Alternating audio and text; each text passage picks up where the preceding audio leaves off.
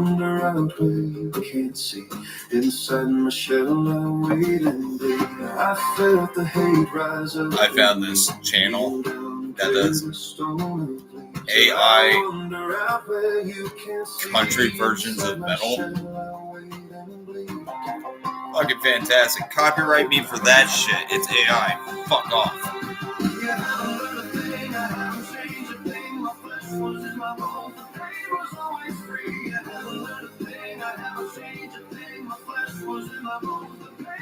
Pretty goddamn good. I listened to Duality before that. And it was nice. I like that. I hear Corey Taylor likes country anyway. Be right up his alley. Inside my shell, I felt the hate rise up in me. Kneel down and clear the stone of these. I wander out where you can see. Inside my shell, I wait and bleed. Oh, they got more too.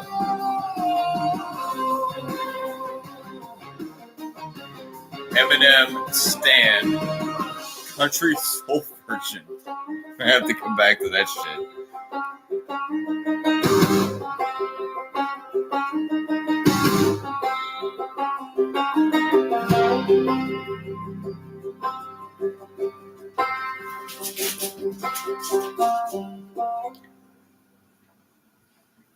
That was good. Like,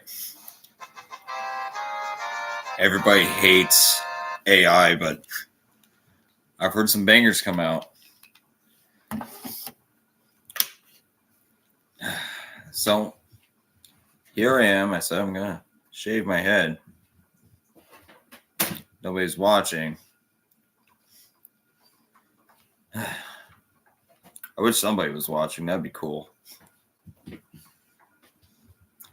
Probably be better off watching my cat beat up a ball. Well, fuck it. Here's some ASMR.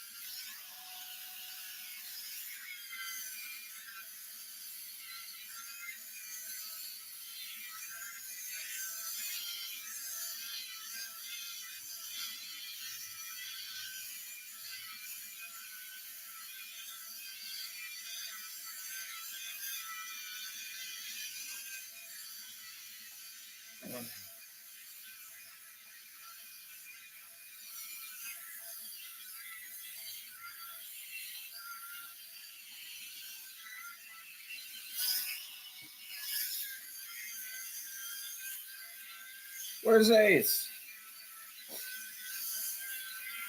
He doesn't like this thing. Probably giving him PTSD or some shit.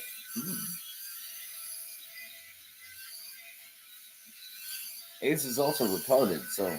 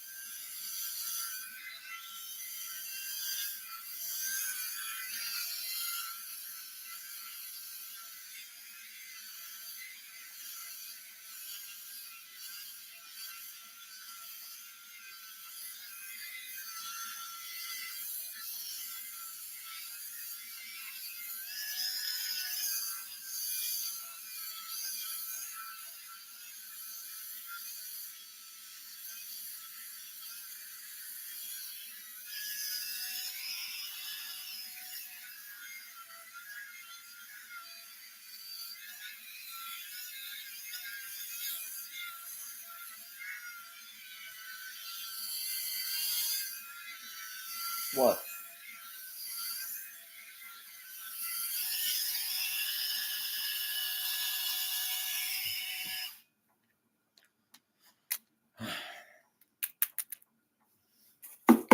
That was ASMR with Anthrax.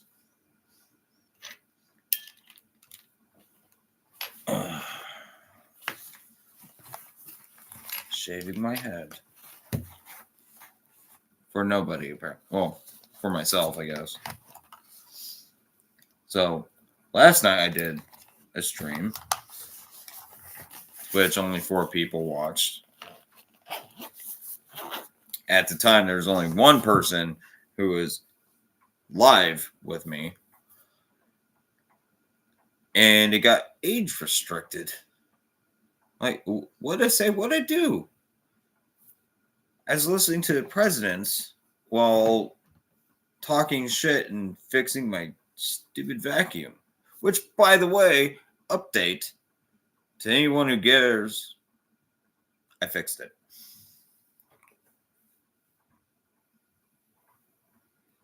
I said before, when you do a live, is this for kids? This is not for kids. Just like any video that you have to put up, I said, this is not for kids. Apparently, I said some anti-Semitic shit or something. I don't fucking know. I don't think I said anything too terrible. They age restricted it. Okie doke. I mean, it's not like I'm making money off the fucking thing. I got like 18 copyright claims because I was listening to music off of my phone. And the audio was actually kind of terrible because the stupid fucking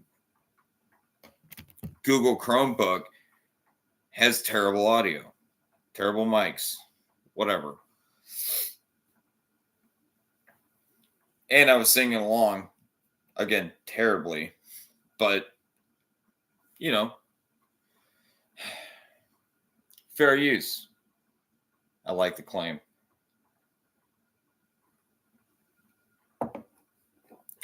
Whatever.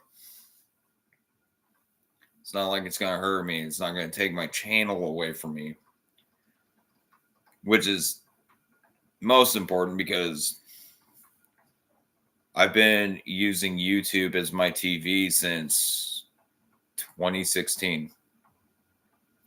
I don't watch TV anymore. I don't like streaming either because most of it sucks. I did watch the 3rd episode of Stranger Things Season 5 tonight. And while I have problems with some of it, like there was a scene that did not need to be in there, it's still pretty good. And the reveal at the end, okay, that should have been expected, but they played it good. I wanted it to be Eddie.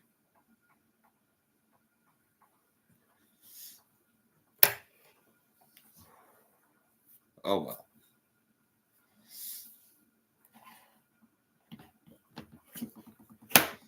Otherwise, I've been bitching online about how they fucking age restricted me. Like, it doesn't really affect me necessarily, but the point is, it's the point. Like, why? What'd I do? It's funny because I had streamed with my brother. Was it 2 weeks ago? Almost a month ago. And we said some dirty shit. Didn't get age restricted for that. I put that on private though. Because I didn't want it to come back to haunt me. Kind of wish my brother was awake so we could bullshit. I saw somebody was in live and then they left. So I get to talk to myself some more. Great.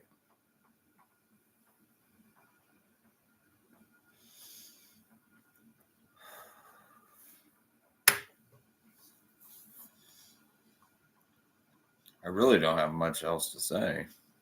Shaved my head. I told you I was going to. Not allowed to listen to music, so whatever. God damn. If you're going to jump in, the least you could do is say, hey, you suck in the chat and then bounce. But whatever.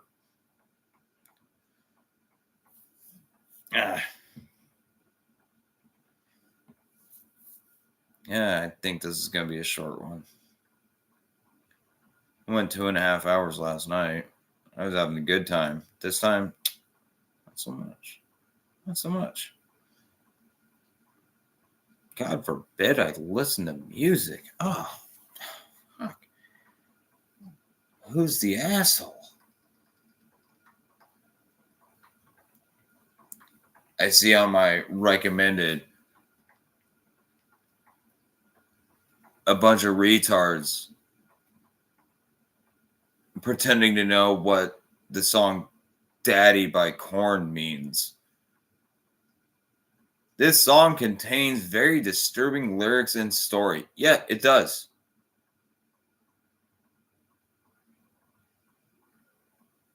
Yeah. I listened to it when I was 10. Been a fan of Korn ever since. For me, they were a local band, technically.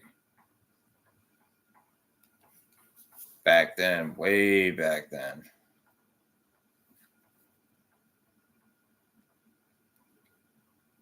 Fuck it. Copyright strike me. I don't give a shit. Daniel Tidwell. I fucking love this.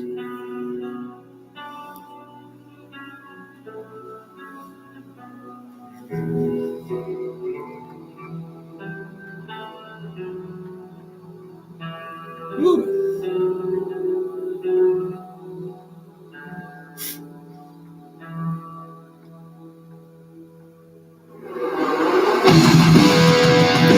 Fuck yes.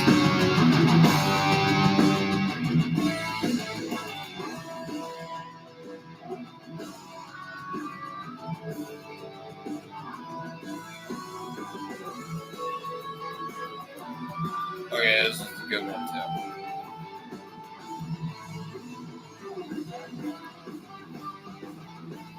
Sorry, I love this shit.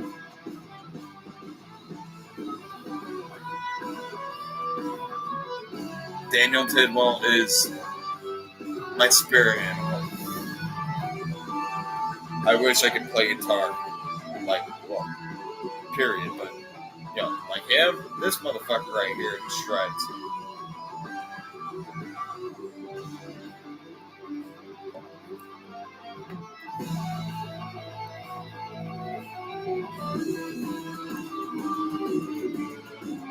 Love it. I'm starting to think maybe I should start streaming on Rumble. Maybe I'll actually get some views. I have 212 subscribers here.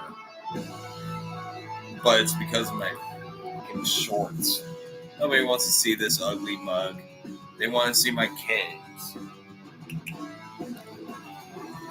Like this guy.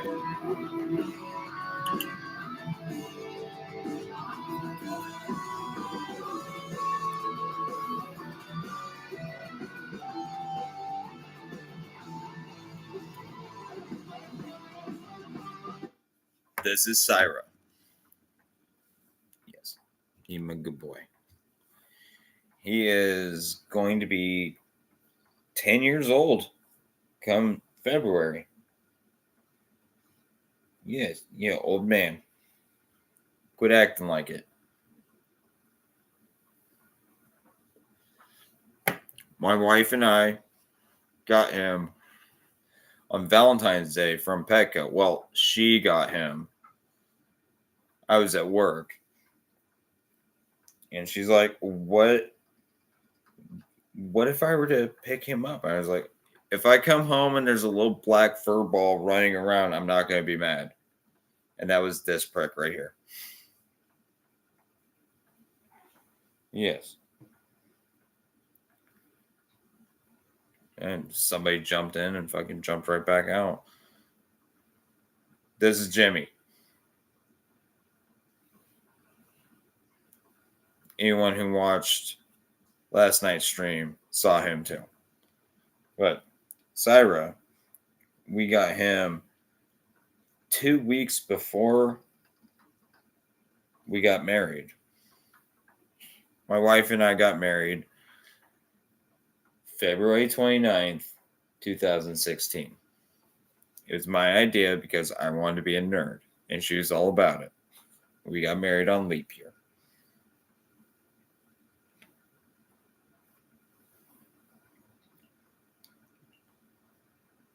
We usually celebrate our anniversaries on the 1st of March, if it's not leap year. So next year it's going to be 10 years. Oh, God.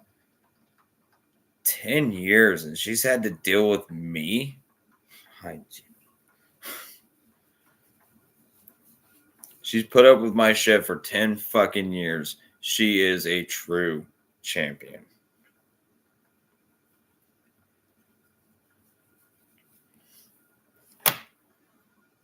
Strong as steel, hard as ever. Beautiful woman.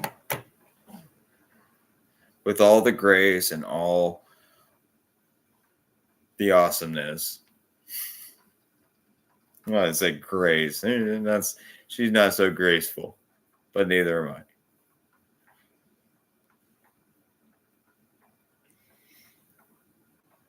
Jimmy. This is Jimmy. His brother is. Where the fuck is Ace? Where is Ace? Oh, you buddy.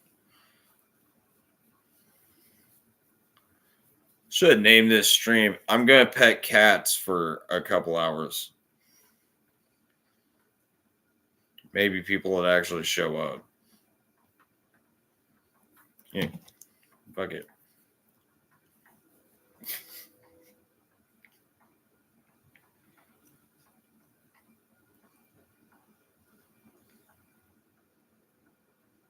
Do. View my channel.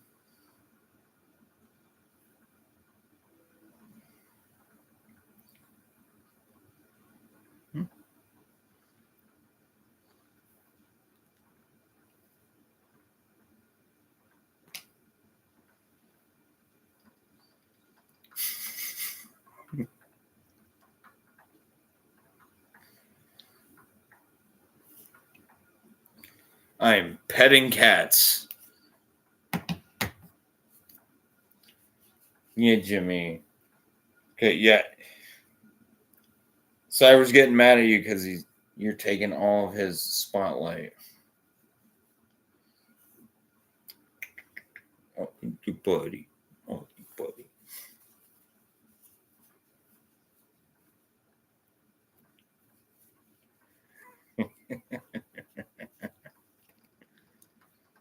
You buddy. You buddy. Yeah, honk for me. Yeah. Oh, come on, honk. He does this thing where he either squeaks or he honks. He doesn't meow. There's no meowing coming out of this thing. It's squeaking and honking. He is a strange one. The same thing. He'll be all about this, loving me and everything, and they'll come out of my room fucking in the morning, and he acted like fucking he just witnessed a murder scene and he has to run away from me as fast as possible, like he did something wrong. Jimmy, you haven't done anything wrong except kill my TVs. Hey, shush. Cyber's getting fucking angsty.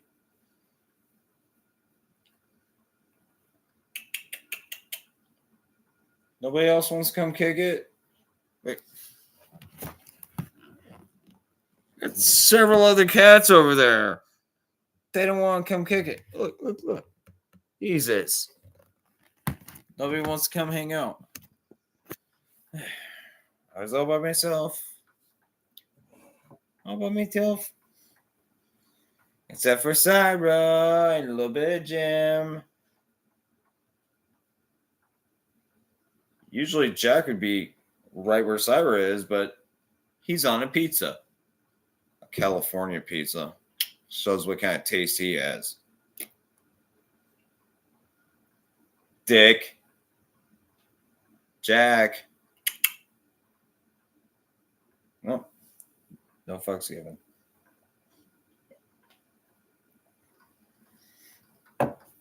Ugh. Oh, look, I have hello, person who's watching. Please don't go away. At least say something in the chat. Say, you suck or something. I don't care. I'm just sitting here talking to my cats.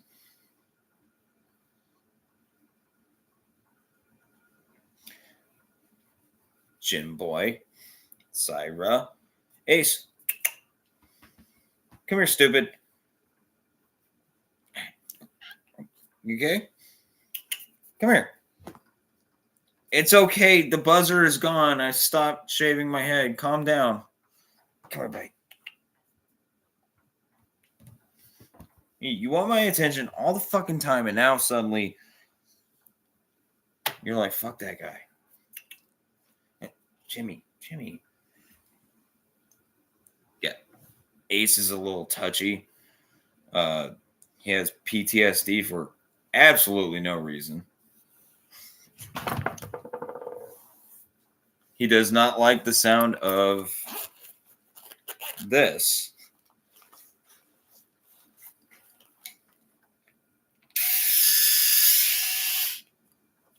Apparently it freaks everybody out. Sorry, dude. With Ace, it really traumatized him. I wasn't even trying to, but I would have done it in my bedroom, far away from all the other cats. But the wife decided to go to bed. So, I had to do it out here. I said I was going to shave my head, and I shaved my head. I had to do it live. And now everyone's taking nap time, so I guess it's just me and Jimmy. He trusts me, kind of. Huh. He's a good boy. He's kind of a shithead, and he looks like a cow. Or a donkey. Actually, his face, donkey face. And he squeaks, and he honks.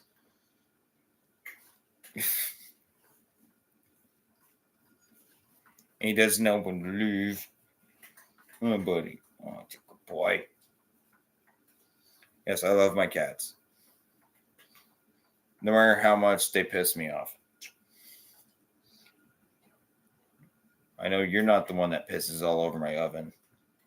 Right? Right?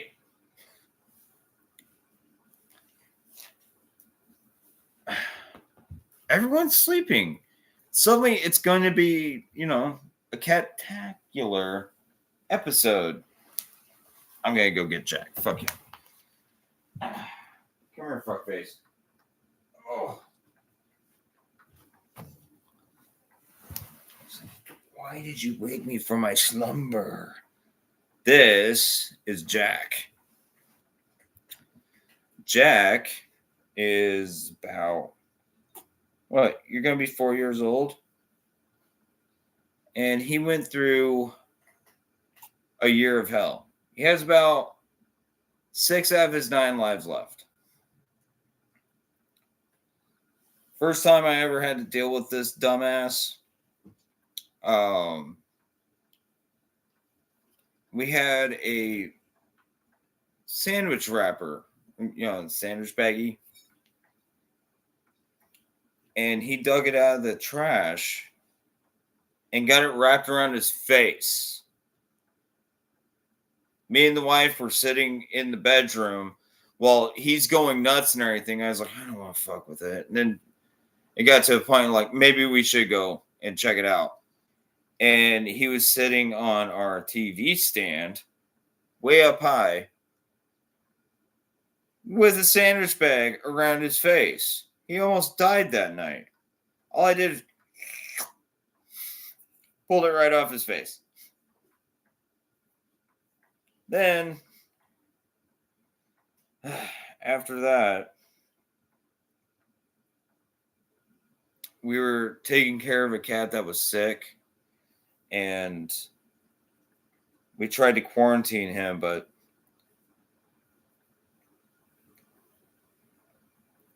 he got sick from that cat to the point where he almost died. I spent a lot of time force feeding him food and water just to keep him alive. Because at the time, the only vet in town was on vacation. It was the holidays. Once they came back, we brought him in. But before that, there was another vet. It's a diagnostic hospital for cats. Well, pets. And we took him into there, and they gave him antibiotics, which helped. but they also gave him fluids. Like they injected him with fluids right underneath his arm, right here. And he was acting better. We had him quarantined from everyone else, but you know, he was cleaning himself and everything was fine. But there's this weird spot right around here that it looked like he just wasn't taking care of it. So, you know, I went to go clean it off, and a size this big of his flesh just fell off of him.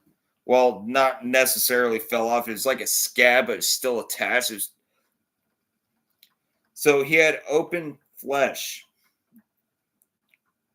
It was horrifying. So we took him to our vet, and she cleaned it off and gave us a ointment, and it said we had to wrap him.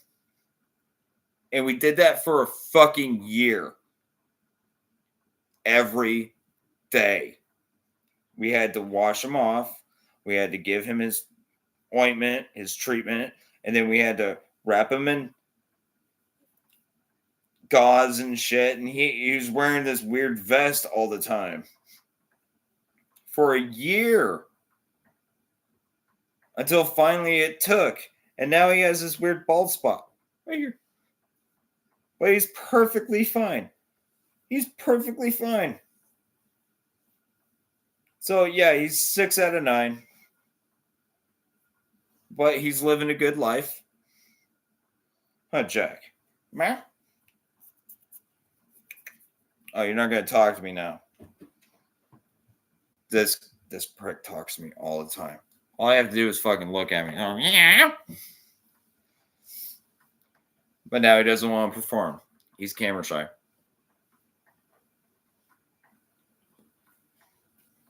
Oh, and then Butters. You don't see Butters. Can you see Butters? Come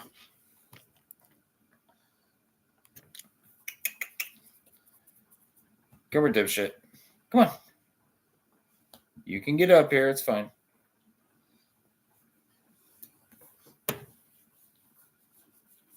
It's okay, buddy. Butters was another rescue. He came out of nowhere. And, you know, if you want to say I overfeed my cats, he's the only one that's fat. He is about 16 pounds. You're going to be the next meal for Christmas. He is very needy and very wanting. If you give him any attention, he will take that as his sign to this. Yeah, he's a good boy. He's a good boy.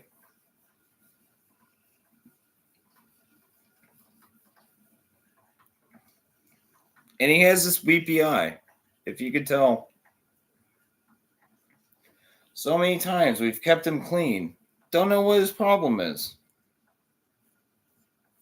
We keep his eye clean. And he has beautiful eyes. It's just one of them's gross as fuck. So he has one beautiful eye. The other one looks like he has pink eye.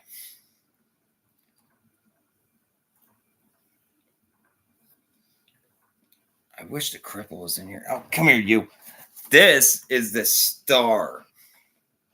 This is Mouse. Hello, Mouse. She actually came to us unironically because we were helping a neighbor.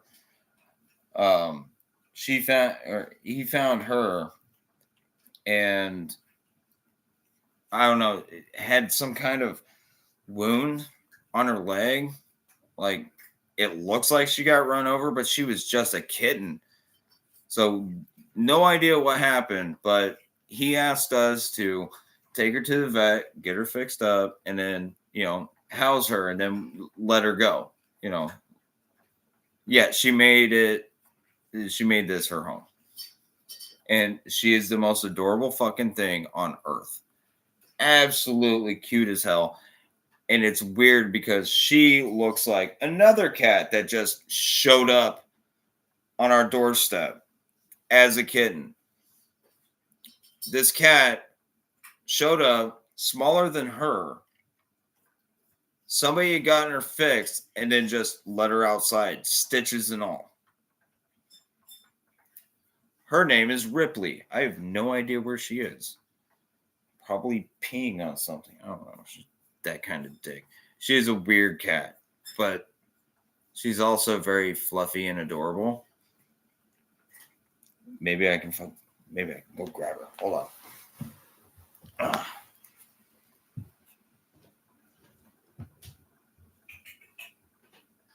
I'm talking about you. Yeah, come here. No, get it. You're not in trouble. Yeah.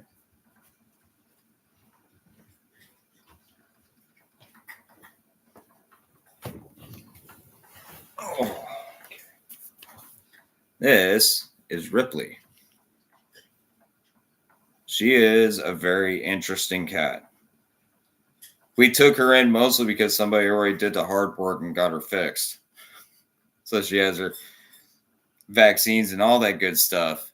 And the funny thing is if you were to look at Ripley and Mouse, you'd be like, that's her mini-me. My wife doesn't get that reference because she doesn't want to watch Austin Powers. But they look almost identical. Like Ripley could be her mom, but that's not a thing. Ripley's also a dick. Forrest. Okay, wobble away.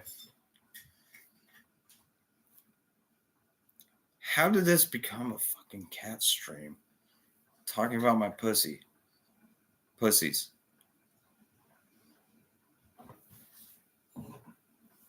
Started with shaving my head. Now I'm giving you lore about all the felines in my life. Haven't seen the best one because she is in the other room. She has to be isolated.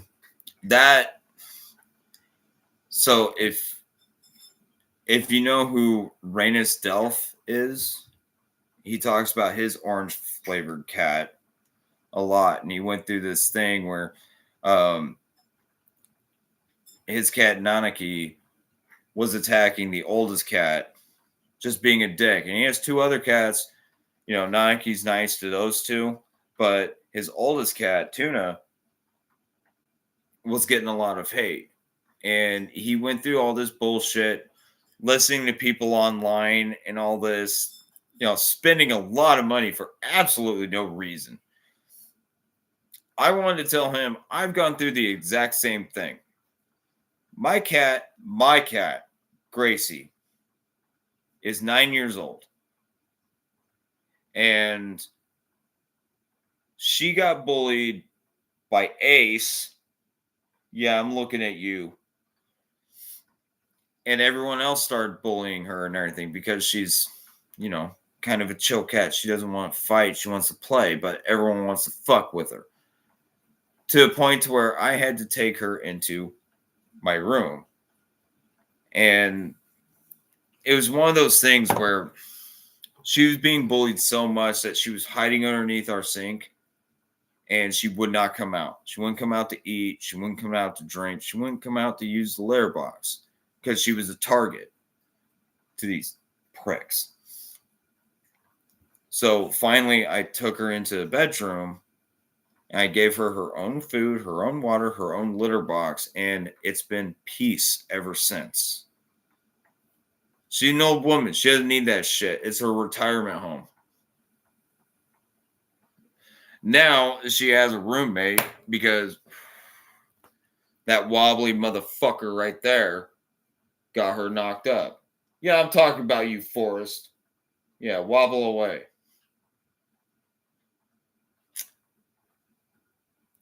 I call him Wobbles because he came from a litter that all the cats were okay except for him. He has this thing with his legs where, his back legs don't work quite right. And if he was out in the wild, he would have died a long time ago. Yeah, I'm talking about you, fathead. Come here. You can do it. Come on. Come on. Not you. Oh. See, you fucked it up, Sarah.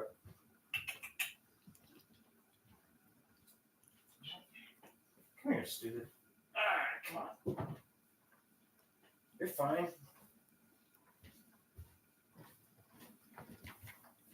Go, buddy. This is Forrest. We named him Forrest because of the whole leg thing. I like to call him Wobbles because he wobbles all over the place.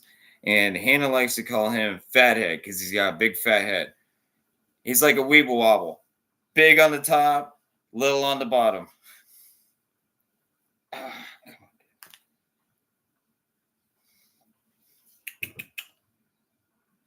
But he's also been a big pain in the ass because he's the only Tom that we have in the house. The only one that could actually do something. And he knocked up one of the cats that we have, Ember, who we haven't gotten fixed yet. So if you know anyone who needs a kitten, we'll have a few. You can take the whole litter. And you can take Forrest with you. That'd be great. Hi, Jimmy.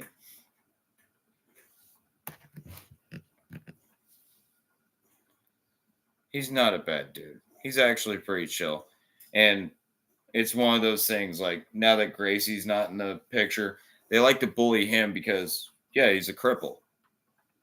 But I'm a cripple, so I like to protect him a bit. I know what it's like to fucking have issues like that. Sort of.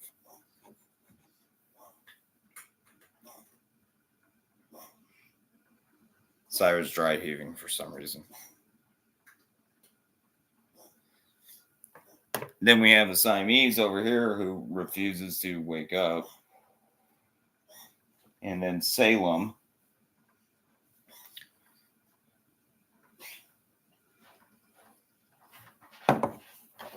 Here.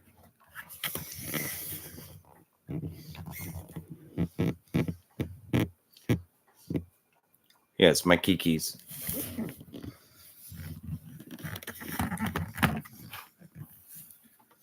If I didn't love them, I wouldn't be taking care of them. I would kick their asses out a long time ago. I just bitch about their nonsense. They suck.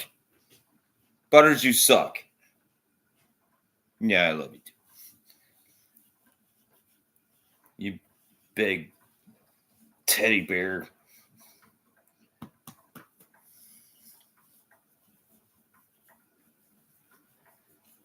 He doesn't get very much attention because he is an attention whore. He's one of those ones where, you go to pet him and then suddenly it's all about him. Oh, give me all the attention. This time I can give you all the attention because nobody else wants to be awake.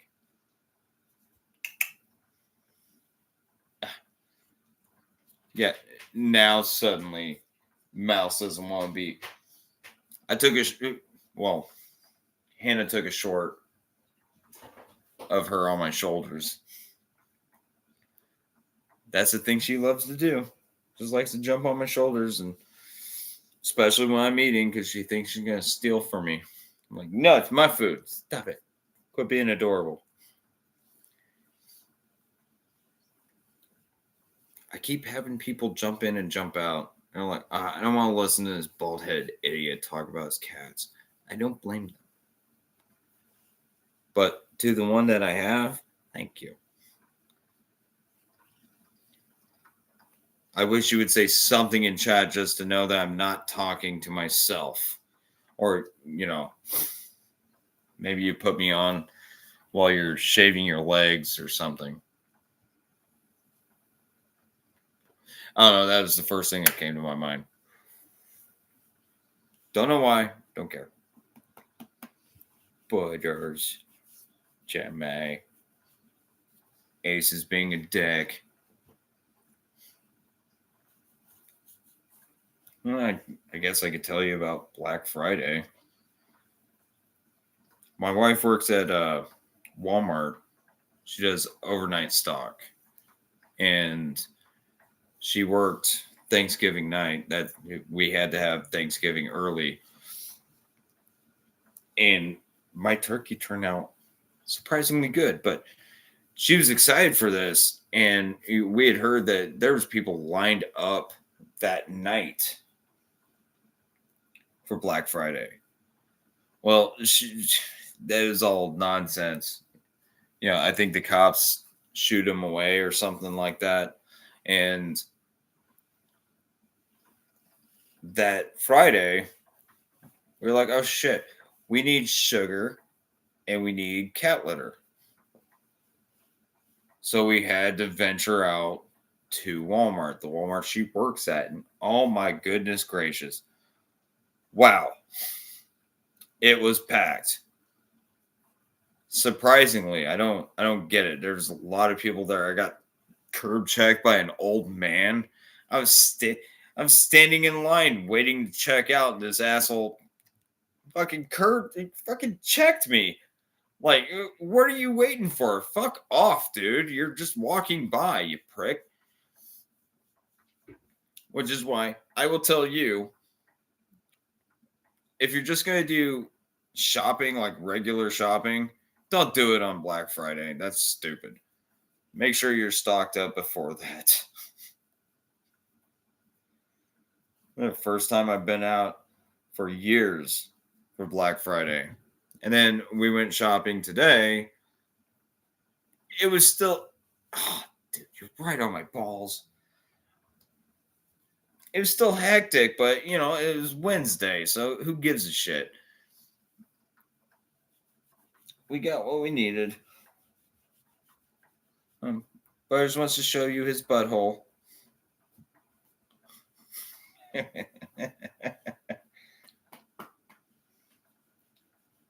Yeah, see, this is what I'm talking about. He's overly loving. He's a good boy, but he needs to know when to stop.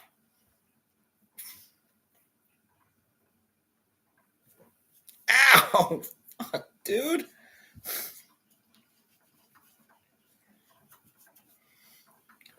I'm touching you, aren't I? I'm letting you know that you exist. Would you please fuck off for a while? Everyone else is sleeping. It's nap time. I guess I picked a wrong time to stream. I didn't want to make this about. You're on my balls, dude. I didn't want to make this about the cats. But what the fuck else do I have to talk? Stop. Relax. There you go. Just, no. I don't want to see your butthole. Go away. Or lay down. You can be right there. That's fine.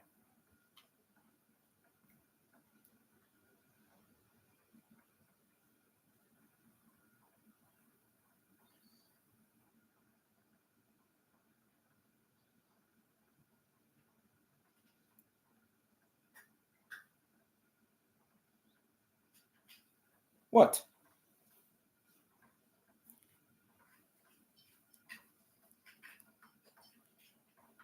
See, he doesn't know when to quit.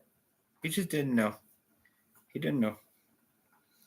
So, before I got on the stream, I watched this video by a guy. His channel is called Jack versus Webtoons. And I had watched him a while ago, for a while. He talks about Webtoons, like anime waifu bullshit and how disgusting it is. Like, he's trying to expose it. Okay, cool. But his last video came out and he was talking about how he's walking away from it. Like, he just can't do it anymore. The stress, and he's getting threats and this, that, and the other. And the longer I listen to it, like I sent a message. It's like, hey, dude, if you need to walk away, that's fine. Magog did the same thing, and now he's doing these D&D style live streams, and he's enjoying himself. He's doing what he wants to do. Good on you. But the longer I listen to the video, to him talk, I'm like, oh, you're a fucking pussy.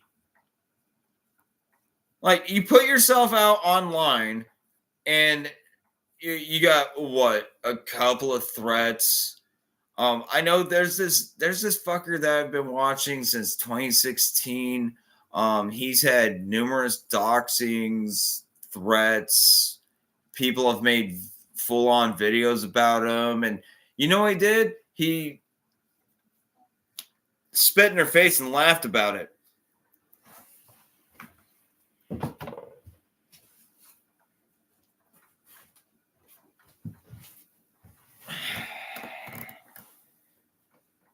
His name was Mr. Medicare. He loved all of the attention. Give it to him. All he's going to do is make you look like shit. This guy can't handle some idle threats from 14-year-olds about webtoons when there was actual physical threats against Jim. Grow up or get off the internet. That's all I had to say about that shit. Don't be a pussy. I made a lot of dumb fucking videos, but it never went anywhere. I have a whole ass channel, mostly about my cats. I've made a few videos about things I care about, but, you know, nobody watches them because who the fuck am I? Doesn't matter. But if I were to get hate like that, I'm like, yeah, okay. Yeah, that's fun. You know, something for me to talk about and get more attention towards me. There's this guy that I watch. I've been diving deep into paranormal debunking. And there's this guy named Beardo. Beardo Gets Scared. You should subscribe to him. He's awesome. He did a video against this paranormal channel, and they did not like it. And he got hit 3 strikes. He almost lost his channel because of it. And all because they were being petty. They're being petty. They didn't like the fact that he was calling them out.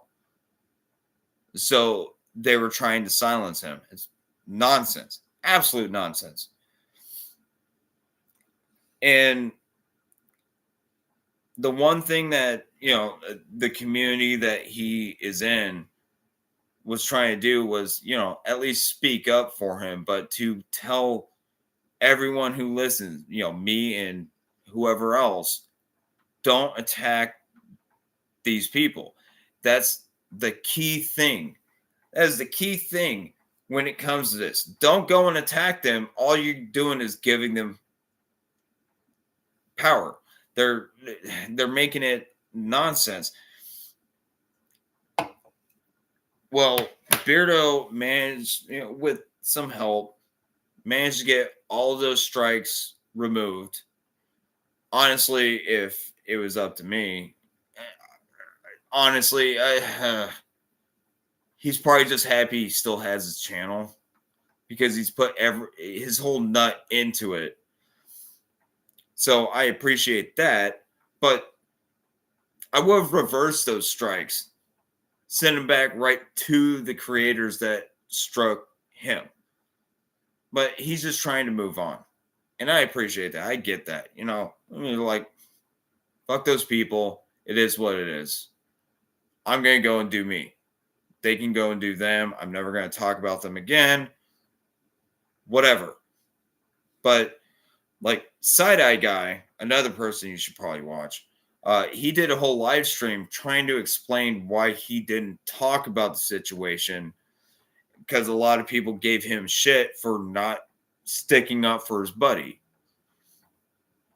And Side-Eye Guy, he's like, look, I didn't want to stir the pot. I didn't want to cause any problems because, my community is his community. And, some people are retarded and would go and cause problems with that channel, which would just give them more fodder to fuck with Beardo.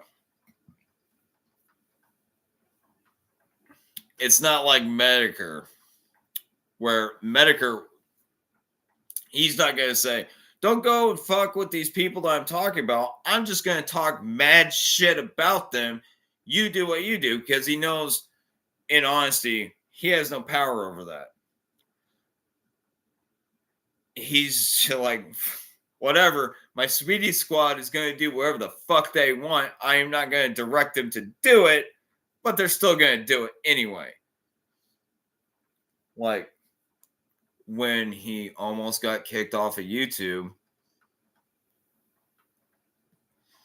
the Sweetie Squad went after YouTube. God, that was glorious. I'm sorry, I'm a little bit of a fan with Jim.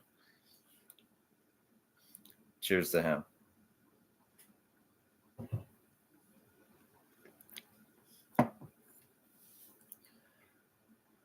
Ugh, I see I have somebody live with me right now. At least give me a pulse. Fucking put something in the chat. Let me know that you're here. Because if you're listening to this, you're like, God damn it, this guy is boring. I'm sorry, you should talk to my wife. Fucking, this is what I'd be talking about to her. And she's like, ah, Jesus, just go to sleep. This is the kind of stuff I like to talk about. I guess I'm kind of like ranting monkey. I want to talk about things, but I'm not as interesting where I could just pull up articles or whatever. I guess I could, but I'm new to this. And I'm also internet retarded. That's why I watch YouTube on my TV. I don't know how this shit works personally. And, I was told I should get OBS for, streaming and shit. I don't even know if they have OBS for a Chromebook, because that's all I have right now. I have a computer hooked up to my TV. I'm still working on that. And plus, it can't even handle Windows 11. So that's saying something. Honestly, I just wanted to play games off of it. Or watch Red vs. Blue. Oh, that's a fun story. And it's like, I have to pee. Uno momento.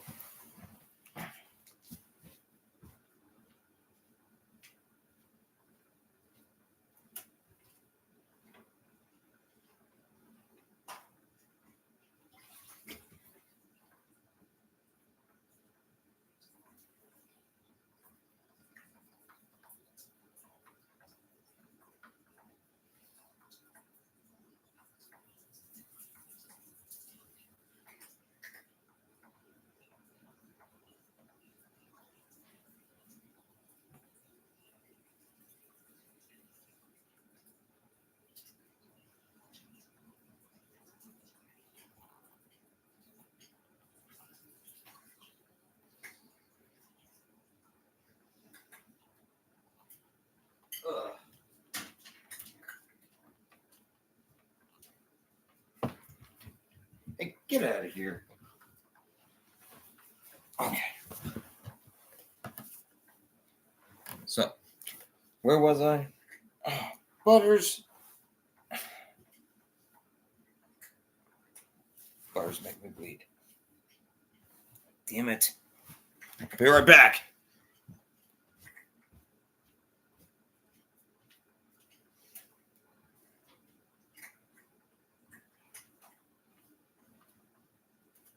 is my leg wet? Oh.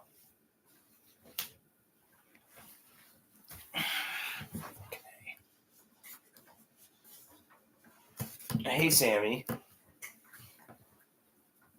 I had to deal with getting forced off of her.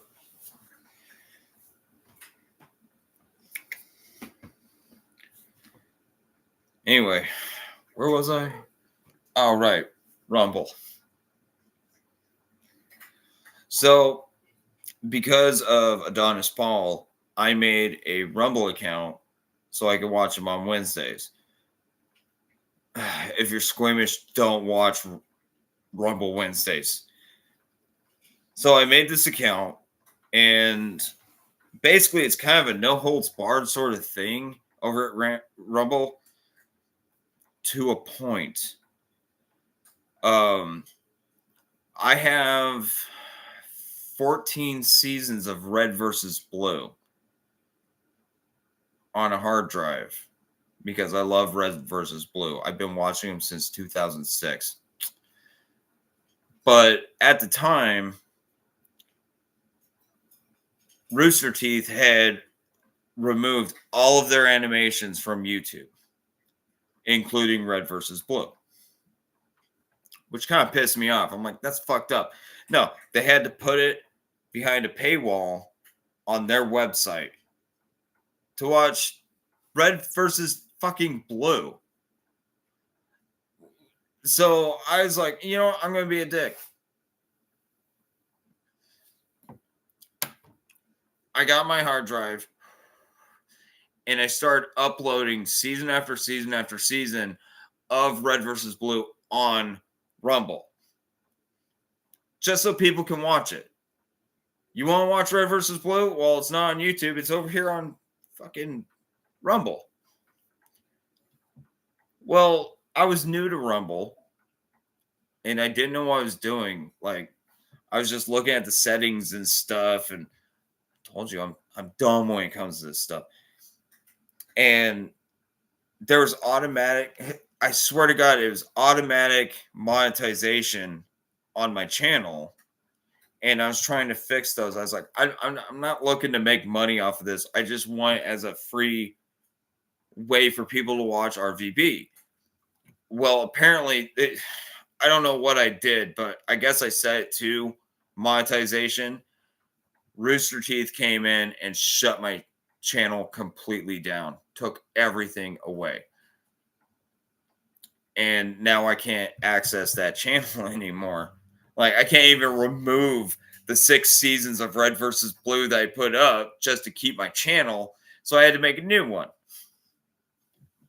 At least I was able to make a new one. But, you know, that was my middle finger to Rooster Teeth, because Rooster Teeth has been shit for the last 6 years, at least. Like, they had to kill off Red versus Blue eventually because it just got stupider and stupider and stupider. It was stupid. It was stupid funny at the beginning. And then after the Blood Gulch Chronicles, then they started with, oh God, it got so good. The storyline actually got fucking great. And then season 9, where they actually started doing CGI, you know, it's fucking... Bernie Burns had to leave because he was sick of that bullshit. He was sick of it. He left, and then somebody else left. I think the dude that played Caboose, he left. And now Rooster Teeth is a shell of what it used to be. And I remember when they first started RWBY, I loved it. The first season of RWBY was fantastic. And then they started doing the chibi shit. It's like, okay, you lost the plot. You're done. I got my wife into RWBY, and she was all about it. She was fucking hyped for it and everything. And then they fucked it up. They fucked it up because that's what they do.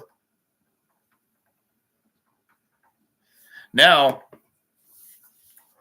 speaking of fucking things up, Has Been Hotel. I remember the first time I watched the pilot. Fantastic. Fantastic. Great ensemble, great story, great characters. Perfect. And then they announced that they were going to make a season out of it for Amazon. Okay, I'm down.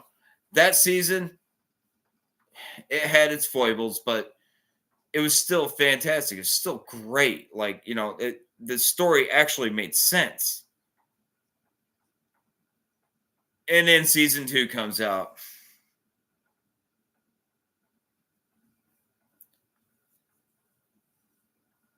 And they're talking about season 3, and it's like, I'm out. I'm done. Like, you guys fucked it up. You fucked up my favorite character. And then you have to deal with a bunch of fucking teenagers who are trying to ship Husker and Angel Dust. Stop it. Stop. They're just friends. They've been through a lot. It's okay. It'd be like if somebody were trying to ship me with my brother fucking Greg. He's not my blood brother, but it'd be like them trying to fucking hook us. God damn it. Just get over it. Get over it. Or why does everybody have to be shipped together? Why does everybody have... It's ridiculous. And like I said, they lost the plot. And at this point, my wife was watching Hell of a Boss, and she's like, this is the only one I want to watch because Hell of a Boss, or has been, sucks now.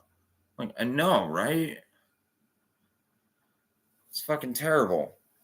That's something I was looking forward to, something I wanted to watch. And now I don't care anymore. But there is animations. Lackadaisy looks great. They're still getting up there. They're not going to use Amazon to get there, which, in my opinion, besides the Mighty Nine, what I've seen of is fantastic. What's the other one? Oh, Vox Machina. An excellent out. And it's not even an anime; it's a cartoon, animated show. I think my only problems with it is it seems a little unrealistic with their cursing. I'm not one of those dickhead. I'm a potty mouth myself, so I get it, but it just seems out of place. Some of the potty talk that they do just seems, it doesn't seem like it works. But I'm willing to let that go because the story itself is fantastic. And they're coming out with another season of that. And then Hannah just found The Mighty Nine, which is made from the same people who did Vox Machina, which, if you look at it, what I was talking about earlier, it's basically a D&D role play. They're just recreating the story that they played through their D&D story. They played D&D and they fucking wrote it down and made a cartoon. And it's fantastic animation, good voice work, and an awesome storyline. It's fucking great. So that's something to look at if you're looking for anything. You should watch that. Because a lot of the shit nowadays just fucking sucks. That's why I watch YouTube. I watch a number of people. I mentioned Adonis Paul, and he's awesome, but his show is like Tosh.0, but he's an animated person who talks shit about clips, video clips and everything. It's basically the same thing, but kind of better, a little more vulgar, But I got to a point, I've dealt with so much. I fucking listened to so much political bullshit and so much fucking nonsense to a point to where it's gotten me fucking furious. I tried watching him the other day and I couldn't. It's not against him, it's not against his show. It's just, everything that he's talking about. I don't want to listen to it anymore. I want to be fucking ignorant like I was in my 20s.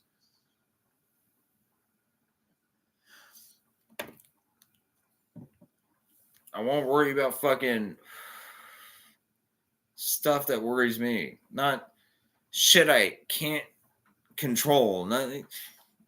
I don't know if that makes any sense.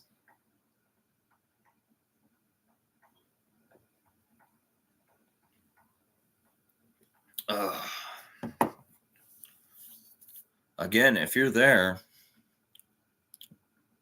leave something in the chat for me. Just tell me something. Just whatever. You suck, Andy. You're terrible. Get off the internet. Just say something. So I'm not sitting here talking to myself, because I can do that all day long. It just wouldn't be in front of a camera. And to the person that just showed up, yeah, you missed out on the head shaving part. Hey, you want to see something funny? Hey, look at all the kitties. There's all the kitties. Here's this.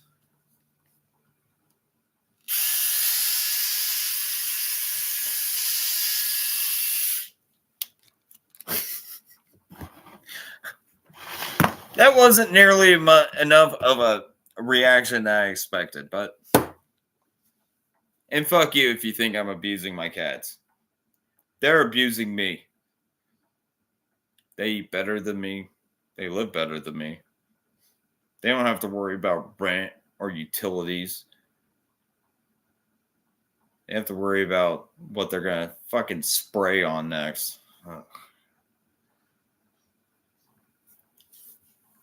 Little enough for anyone and truly serious about this.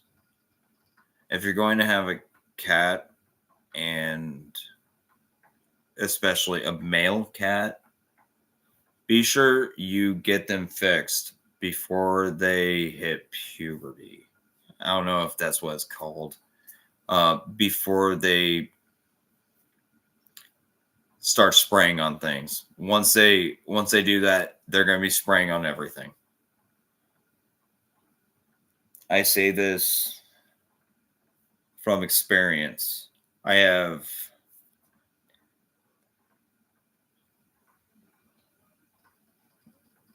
five male cats who have all lived together. The only one that doesn't spray on my shit is Syra, because when we got Syra, he was already fixed, already vaccinated, all that good shit. Just like that right there. Wobbles tried to fucking spray. I'm like, They spray on things, and they're going to. And they're going to continue doing it. There's nothing you can do about it unless you fix them before that even starts. So keep that in your mind. Or just get a girl cat. Then you have, if you don't get them fixed right away, all you have to do is listen to them yowling like they're in pain. No, they're just horny. I had this roommate. Me and Hannah were living with this guy and his girlfriend, and they had a cat who... This guy told me this story about before they took their cat to go get fixed, she would be so horny, just yowling and shit like that. So his girlfriend got him. I don't know if she ever did this, but he told me that he did this.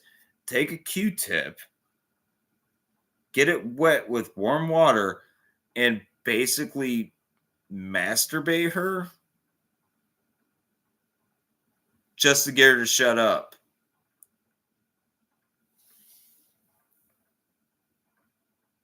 He told me that. I'm like, yeah, I'm not doing that. That's not a thing I'm ever going to do. That's actually fucking creepy. You masturbated your cat? What the fuck is wrong with you? That's so glad I stopped talking to those pricks.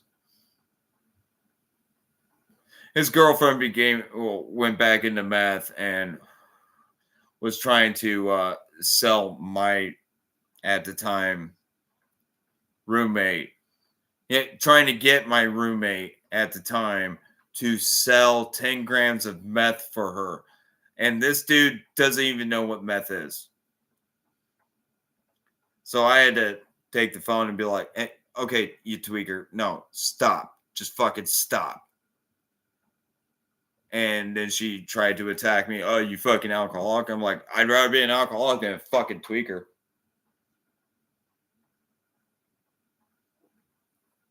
And I stand by that. I always will. There's disgusting people out there. Which is why I keep to myself. This is the most public I've been in a long time, and I'm talking to one person.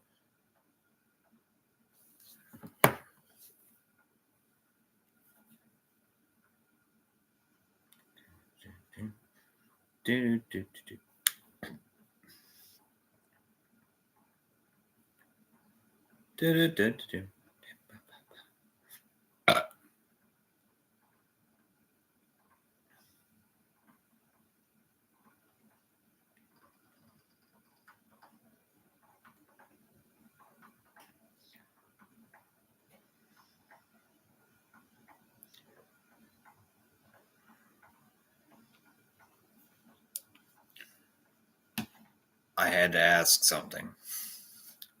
Oh, there he is. What's up, bro? Oh, okay. All right. I don't have a topic. I've just been bullshitting. The last thing that I talked about was my old roommate who was a tweaker.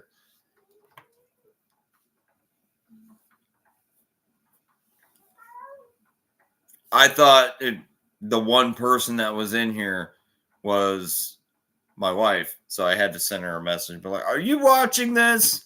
Why don't you come and say hello? Otherwise, I'd be in my bedroom hanging out with Gracie. But I was trying to get the cats to come hang out. Here, one more time. Check it out.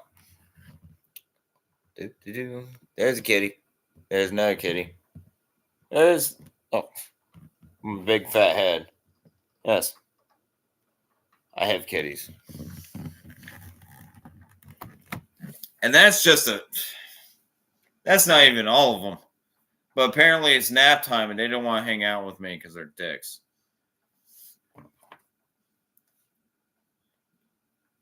I got Salem right here. I got this other cat that hangs out outside. They named him Coffee. A black cat, but he has a little bit of, scruffy fur, white fur on his chest. And he's fixed, but we can't figure out whether it's a dude or a chick. I was like, well, I saw him walking away, and if he was a chick, then some big old lips. Should I not say that?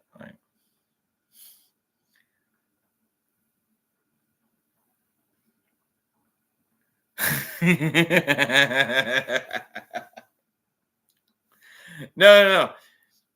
You're just my homie. And like I said, Twitter got very boring without you around.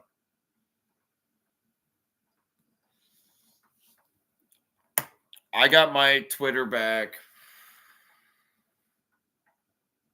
right around when Musk took over Twitter. I got back. I was like, okay, cool. Let's go fuck shit up. And basically, after that, I'm scrolling through my shit. It's like, dude, this is like edgy Facebook. It's not even fun anymore. You know, like I have to actually go out of my way to find these pricks. No, they were coming to me. And all we had to do was disagree with them and start shit. Oh, God, it was fucking great. I loved it. They're like, even if I didn't disagree with them, like, even if I fucking thought the same way, sort of, I would just fuck with them. You and I would fuck with them and just give them logic as to why they're dumb. And it always went to, they would try to act smug and give us dumbass fucking excuses as to why they're right and how we suck, to they would get angry.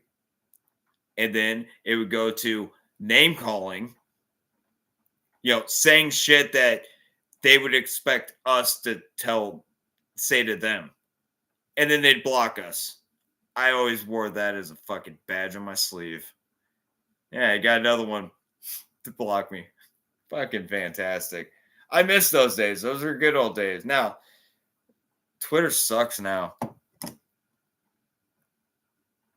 I am not going. I did make a blue sky, but I'm not. I don't want to fuck with that. I made a blue sky as soon as it came up, and I said, hello there. And then I got a bunch of people saying, hello, hello, hello. Like, you don't want me here. I even put it as my Anthrax Allen. Like, is that not a red flag for you blue fucks? I don't. Yeah, it's an echo chamber. I don't like being in an echo chamber. I want people to fuck with me so I can fucking talk. It's called discourse. You know, that thing that people have done for years since the time memoriam. Discourse.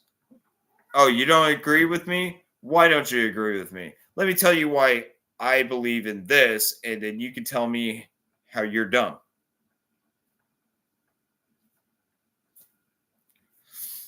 Yeah, I'm not saying I'm the smartest individual on the planet. In fact, I'm probably way low down there. But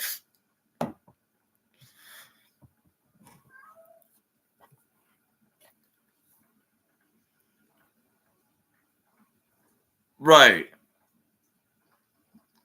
Yeah, I mean, like you and me, dude. We'd sit there and bullshit and we'd have a good time and everything, but it's so much funner when you and I, we would tag team these fuckers. Like there was times you were already in the middle of an argument and I kind of felt like a dick jumping in. But I had to say something. And it's like, no. Q's got this on. He doesn't need my help, but you know, I want to stir the pot just a little bit, just a little bit.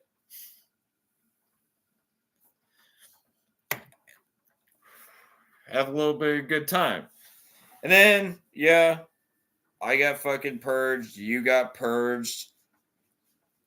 I'm sorry, I'm not on Discord anymore. Fucking, I got bored with that shit, man. Like, I appreciate the Discord that we were in, but you know, I'm not what they were looking for. What's his nuts? I can't remember his name. Who ran that Discord? The one who recruited you and I. I don't even see him on Twitter anymore. I don't know what happened to him. It is what it is, but yeah, LC, yeah. He actually called me and was like, "Hey, you know, you have a lot of ideas like I do, and this, that, and the other." I was like, "Dude, I'm a libertarian. I'm not, you know, I think left and right both suck. You know, they have their strengths and their weaknesses and everything." He's like, "Oh no, I want you to come join our Discord." And then I would get drunk and sit there and fucking babble on about everything while you guys are just listening to me.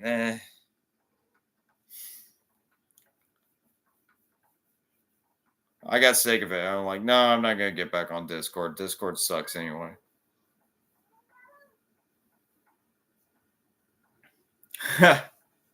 Are you still on that Discord? I mean, if I were to get Discord, I imagine I could get back on there easily, but you know, I'd rather be doing this. Just bullshitting with you. That'd be great. I just don't know how I'm supposed to do that. Like I said, I just started streaming. The first stream I did like 3 simple streams while I was talking to my brother on my phone. And we were talking about shit that I probably shouldn't be talking about online. Personal stuff.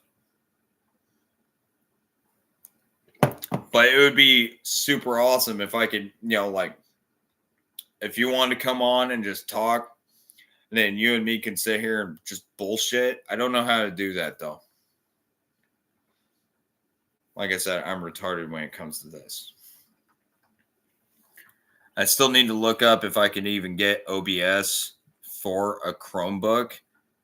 Or even better, I have a computer I can get OBS for, but I don't have a camera. But honestly, who the fuck wants to look at me? They want to look at my kitties. They want to look at my pussies. Talking about pussies.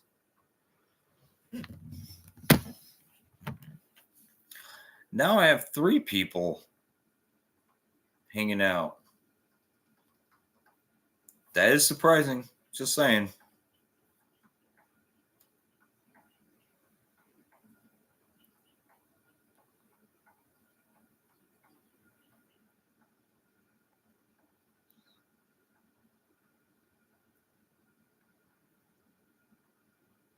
Ah, nice. Are you still in DC? Or should I keep that? And if you are, how's it going there?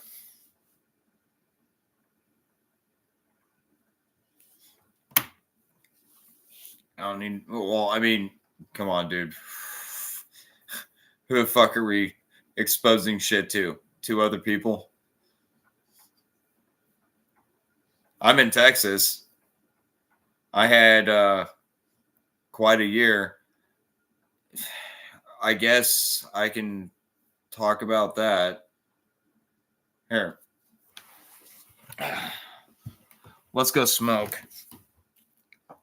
I've been vaping and everything. I just got back into vaping, but it's time for a cigarette.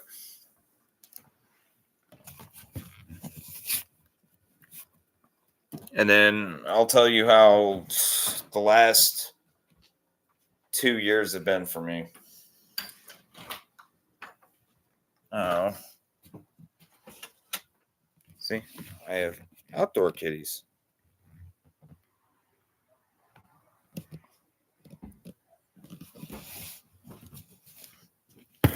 It's surprisingly nice outside. I thought I was going to need my robe.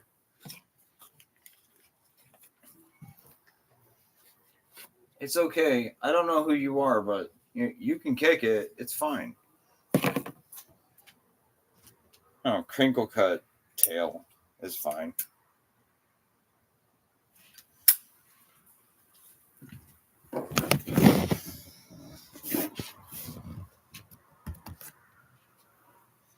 Oh, here comes Big Pimpin'.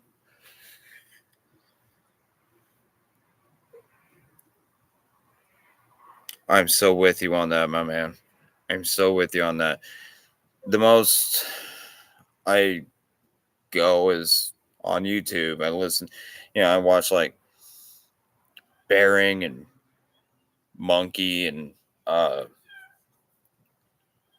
started watching AP again, but I don't really I don't want to watch mainstream news because it's all bullshit. the people that actually care about the news are the ones that are actually going to tell me what the fuck is up. And real quick,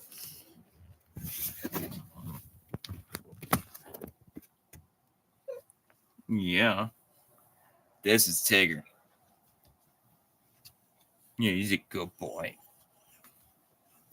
Big pimpin'. He's part of the reason that we have so many fucking cats around here, because he's knocking everybody up. That's why I call him Big Pimpin'.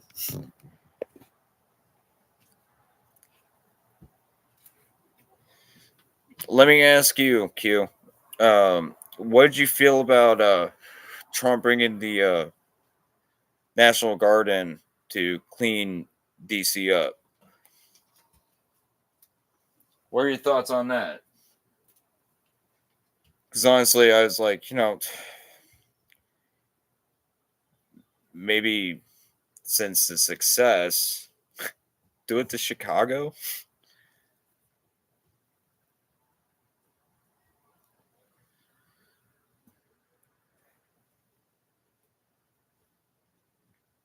My man. Yeah, I turned 41 and I missed him on my birthday. So I was like, hey, I missed you on my 40th birthday. Can you guys sing for me, please? Please? I hate asking.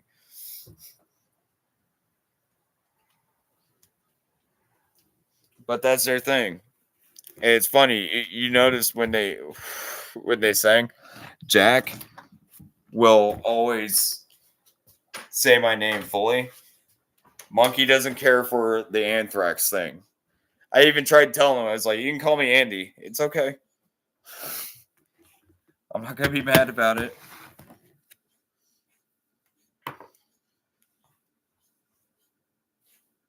You going to be okay over there?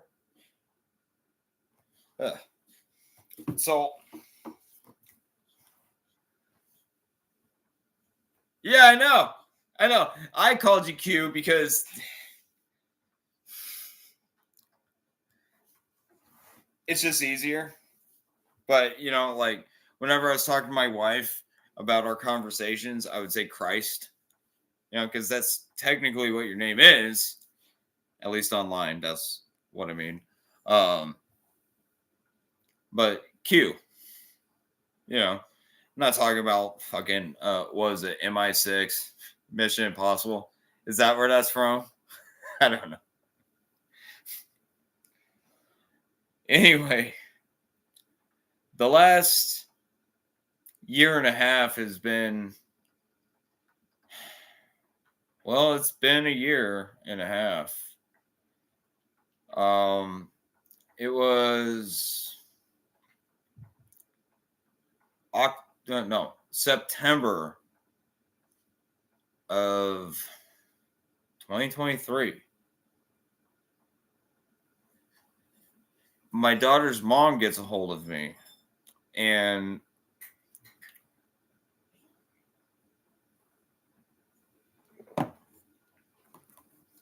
lets me know that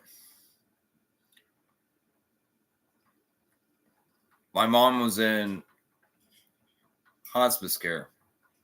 She was in the emergency ward. I'm living in Texas, South Texas, about 1,500 miles away from Des Moines, Iowa. And she sends me a picture. She went there to see my mom. And she had a fucking tube down her throat. And she's laying on the bed. So she goes out of her way. My daughter's mom. She makes it a point to get me there.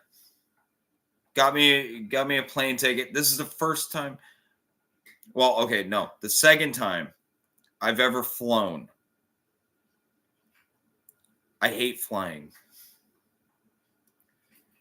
And I go there. She lives in a small town. She has her own house. Everything's fucking kosher. I'm there. and we go to see my mom. Well, I get a hold of my little brother, and I tell him what's going on. And him and his wife at the time flew out too. This is the first time I've seen my brother in 15 years. Just to watch our mom die.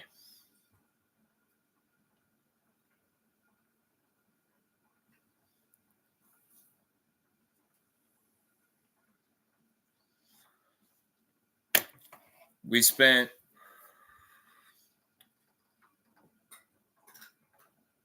I don't even know how long it was. They had to talk to me and Jacob, my brother, about what we were going to do. And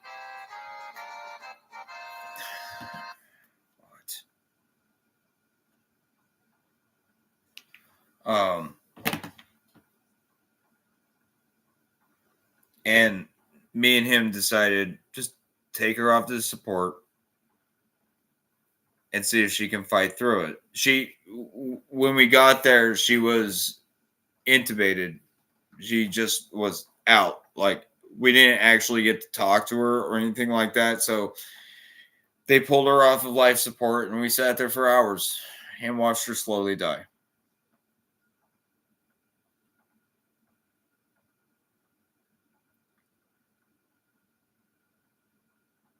And then I had to stay in Iowa so that they could cremate her, and she went to somebody. And the plan was, because Jacob went back to California, and I stayed back to gather her ashes, her remains. And my daughter's mom was like, you guys want to move back to Iowa? Why don't you just stay here?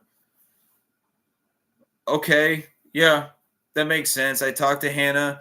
She's still here in Texas, taking care of the cats and, taking care of business here. So I'm like, all right, cool. Yeah, I'll just find a job here. They wanted me at this fucking gas stop. I don't know if you ever heard of Casey's. I was working there as the restaurant manager or the kitchen manager. I was making $15 an hour. I had no power over anything, but I got all the blame. It was a terrible job. Terrible. I was making $15 an hour, which is actually pretty good. I was able to send money back to Hannah so that she could take care of everything here. And I still had money for myself, beer and cigarettes. Well, then it got to a point. I hated working there. The conditions were, without going into detail about it, it fucking sucked. It was terrible. And so I ended up leaving there. And then there's this small town, well, not a small town, a bigger town about 7 miles away that had a Culver's. I worked at Culver's back in 2006. If you've never had Culver's, I weep for you, because Culver's is some of the best fucking fast food you can get next to Bebop's. And so I got a job there, but I didn't have transportation. I was working with my daughter. My daughter also worked in the same town, but she's a CNA. And she had a specific schedule, 2 to 10. And I'm like, I can work 2 to 10. And they were working with me on this. But my daughter, who 18 at the time, she's an adult. She's, grown ass adult who has a fucking obnoxious, autistic douchebag for a fucking boyfriend. Another story. She decided that she was fucking sick of helping me.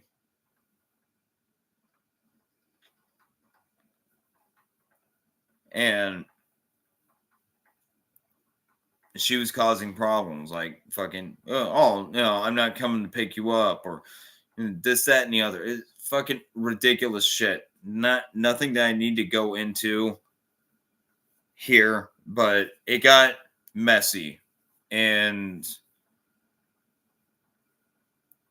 at the time, while I was at Casey's and when I was at Culver's, I found two houses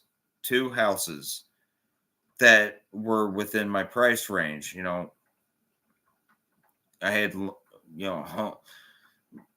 loan owner or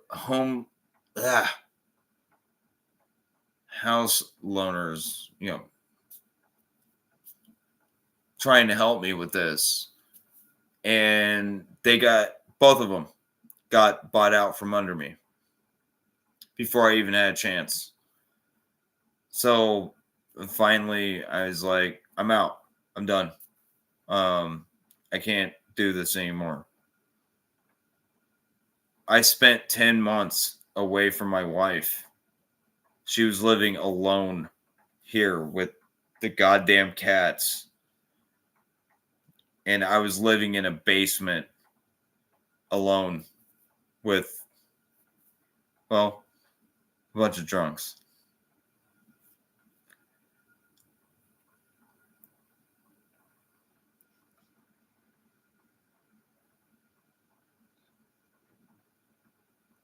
Oh, my condolences, sir.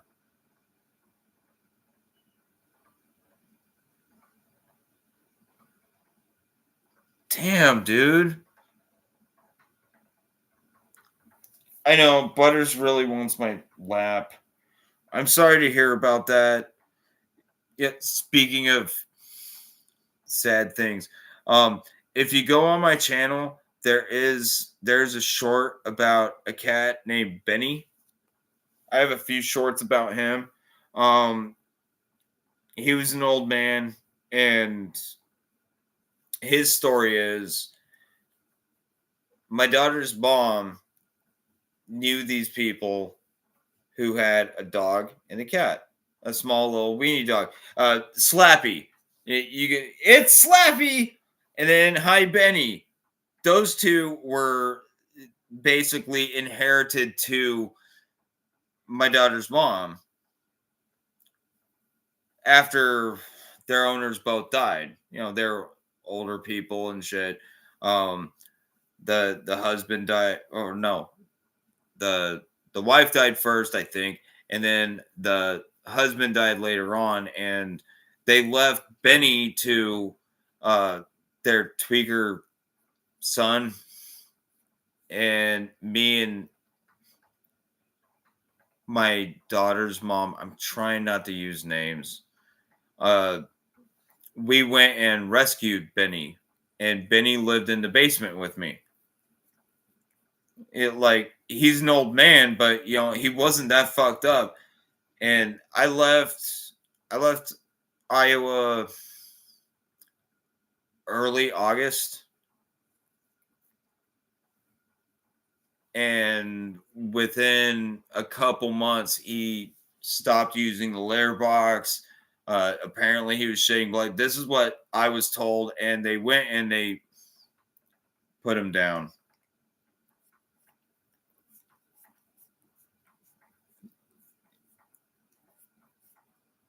Yeah. Such a poopable nose. Yeah, I know. Oh, he's such a good boy. No, I know. Hey. Hannah's not happy about how they put him down. Like, oh, he became an inconvenience. And she's not happy about that. She's like, I don't want to talk about Tammy anymore. I don't want to talk about my daughter's mother anymore. your daughter's mother anymore. Because she's very upset about the way that they did Benny. And the thing that's fucked up is, I wanted to bring Benny home with me. They're like, I don't even know if he'll handle the trip. You should just leave him here. He'll be safer here. And then they go and kill him.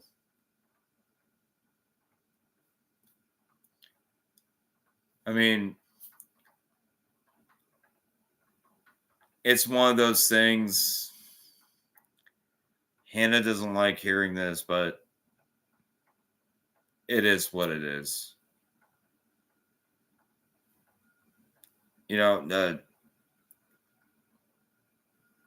She told me that they went ahead and put down, and my daughter wants to keep his ashes like she fucking deserves them. And then they made a paw print for him. I was like, am I going to get that? Like, I hung out with Benny for a fucking year. I was more of a fucking pet parent to him than you assholes ever were. In fact, you bitched about him. What the fuck? I took care of that. I don't want to be angry. It's not worth it. It's pointless.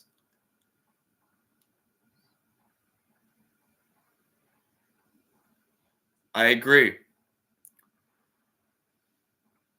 Like, I didn't want to say this because, some people might look down on me, but I have 14 cats in my house, all of which are taken care of. 3 of which have not been fixed yet. One of them is pregnant. We tried so hard.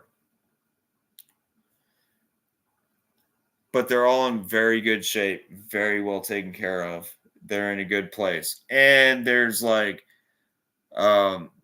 given our neighbor who literally fucking takes like a whole chicken, boils it, and just throws it out to the fucking cats because this dude is an ex-Marine and he works for Border Patrol. He's a big badass. I would not fuck with him. Absolutely not. But he has this soft spot for all the animals around here. I went over to his place just to talk to him about, I can't even fucking remember why I went over there. And he was giving these cats all this fucking chicken. And I counted 42 fucking cats in his yard. We usually feed the cats, the outside cats. And I think it's like 15 cents. I think the highest I ever saw was like 24. There's a lot of fucking cats in our fucking neighborhood. That's the point.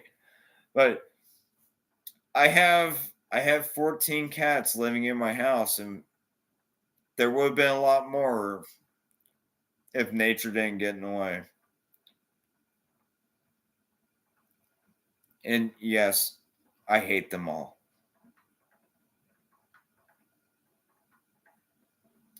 I hate you guys so much. I tell them that every day. I don't really hate them. But they make such a mess. I clean up and they make a mess. I clean up, they make a mess. That sort of thing. It's like the way I put it towards Hannah was we live with a bunch of autistic children. That's the best way I could fucking put it. They're going to do whatever the fuck they want to do, and they're going to fucking tear shit up, and then they're not going to understand why we're fucking mad at them. Autistic children.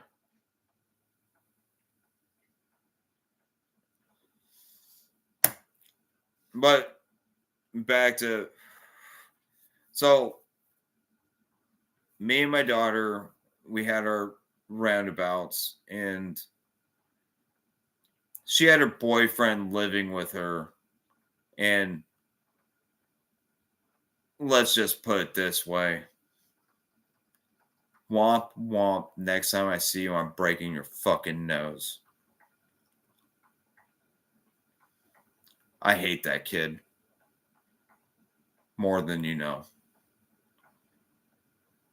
And she stopped helping me with rides and whatnot. And then she tried to make it like it was my fault. And it's hard to fucking figure out in my head.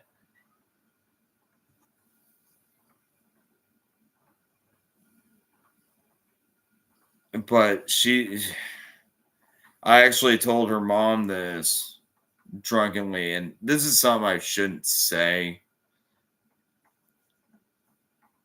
But she's also a fucking adult, so, she can take it as she wants to. I don't fucking care anymore. She's the reason I left Iowa.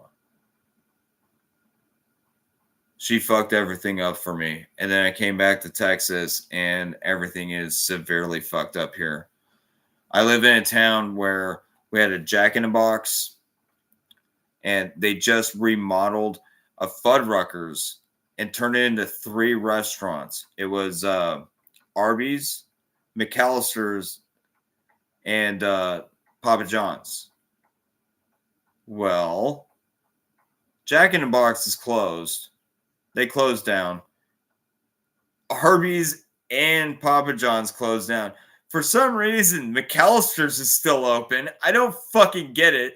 Old rich white people go to get fucking McAllister's, and I live off the border. There's not very many old rich white people here. So that's still fucking going on. And my thing is I've worked construction, I've fucking done this, I've done that, but my key is I can work restaurants.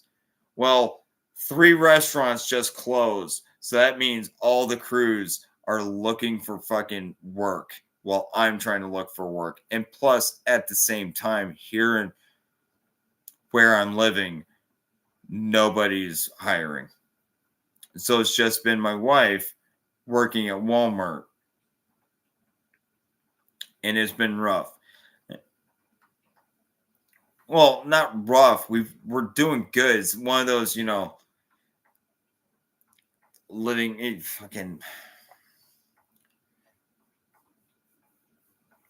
okay. But it would be better if I was working, but I'm not, and I hate it. Fucking hate it. It's not even one of those things where, the money would be nice. I need to get the fuck out of the house. I need to get away from these goddamn cats. These autistic children of mine. I need to go out for 8 hours and do something other than fucking clean up after them. God damn it. Fucking ridiculous. And then, we're dealing with our landlord. Our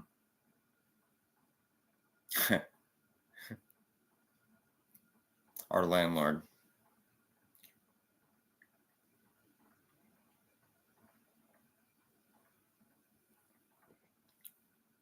I could go on and on about our landlord. This woman who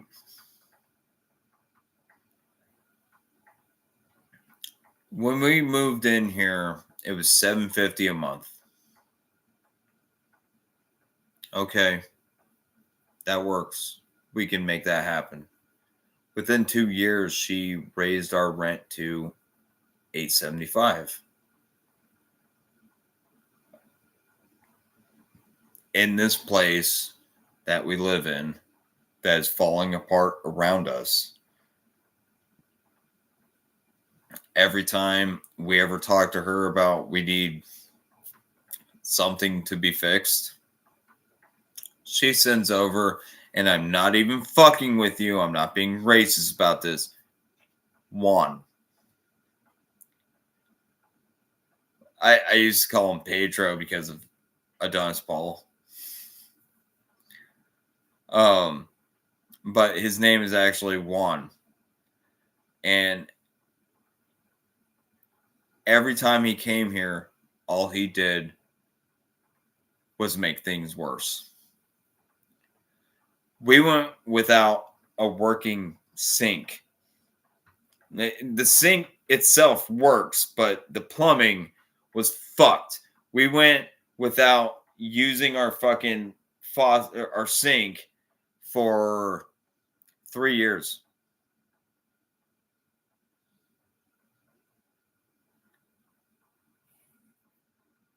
Yeah, that is no bueno. Thank you, Juan.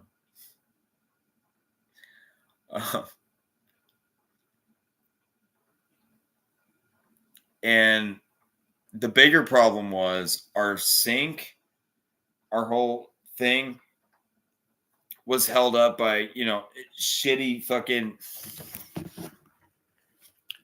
like that.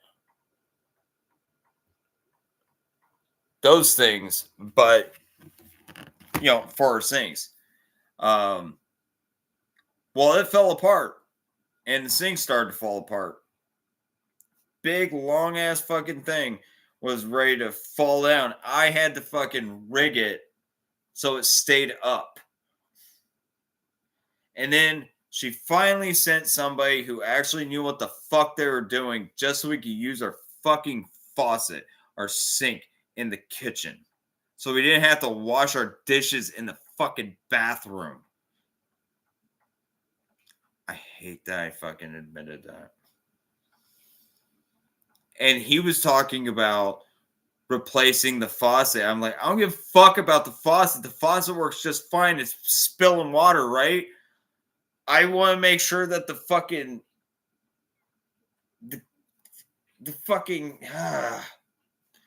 that this shit doesn't fall down and fucking and plus this place is falling apart. That's what I'm trying to say. I didn't even want to fucking get onto this because all I do is fucking get very angry because our landlord is in Saudi Arabia. The story is that she had leukemia and she had to leave for treatment. That is a bullshit, bold-faced motherfucking lie. What happened is that she has other properties here in the town that we're in, and she's facing felony charges for fucking illegal gambling in one of her properties. So she fucking bounced because she's originally from Saudi Arabia. She went back home and now she's trying to fucking bully me and my wife and numerous other motherfuckers in this fucking property.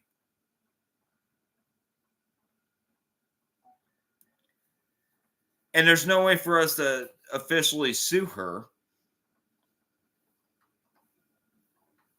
because she's fucking several thousand miles away. I guarantee you she's not coming back to the U.S. because she'd be facing federal charges. She doesn't have cancer. Fuck off with that bullshit. I don't believe that for a goddamn second. She fucking ran because she knew she was going to be in cuffs. And yet she has the fucking balls, the absolute audacity to fucking bother us because we're $1,500 behind on rent. My wife had to fucking take the rest of her fucking inheritance from her grandmother to pay the bitch off. And it's not going to change anything. It's not going to change a goddamn thing. Because this bitch is still going to fucking bother us for fucking money.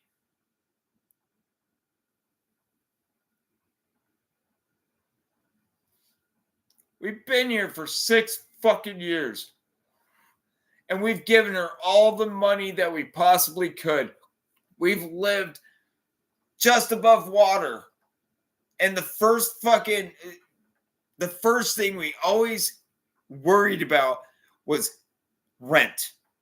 We pay rent because I want to live with a roof over my head. Even though this roof is falling apart and fucking we deal with fucking tree roaches all the time. You know, the big fuckers.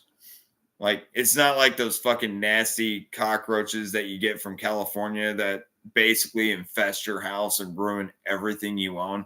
No, these are big motherfuckers, and the cats usually have fun with them. So that,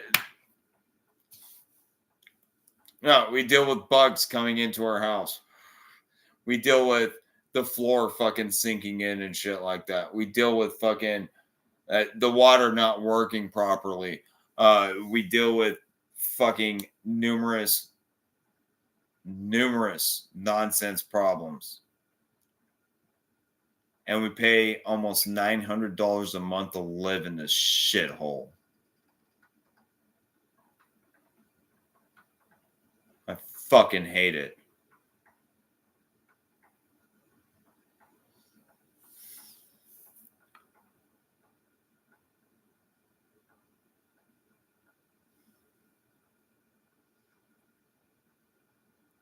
Huh. The problem is she owns this entire property. And, you know, if she doesn't want us here, she could easily evict us. Another story. So, one moment.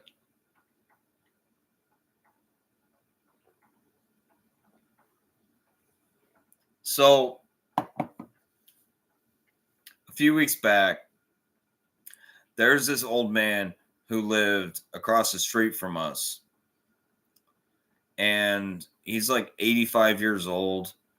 And his family finally convinced him to, he's living by himself. They convinced him to come live in Louisiana. Well, he left his fucking trailer. By the way, I'm trailer trash. They left his trailer. He owns the trailer. It's just on the lot.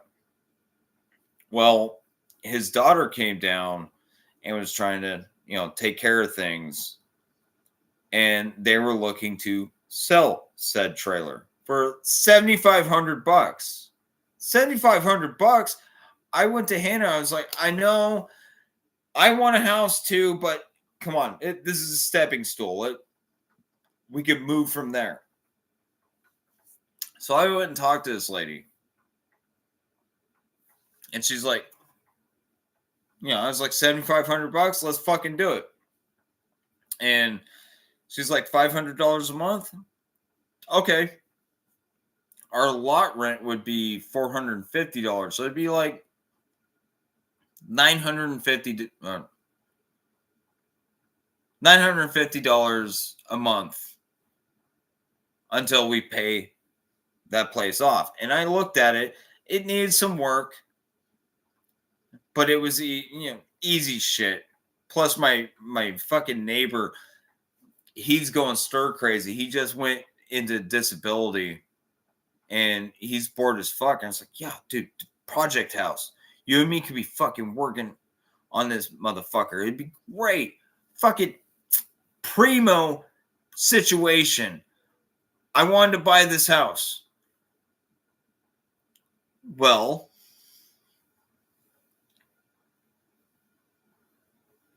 shook hands with the lady. Let her know, let's fucking do this. And, you know, we had to clean up loose ties because we owed at the time on this place about $1,000. I think it was like 1,015. I don't know how that fucking works out, but whatever.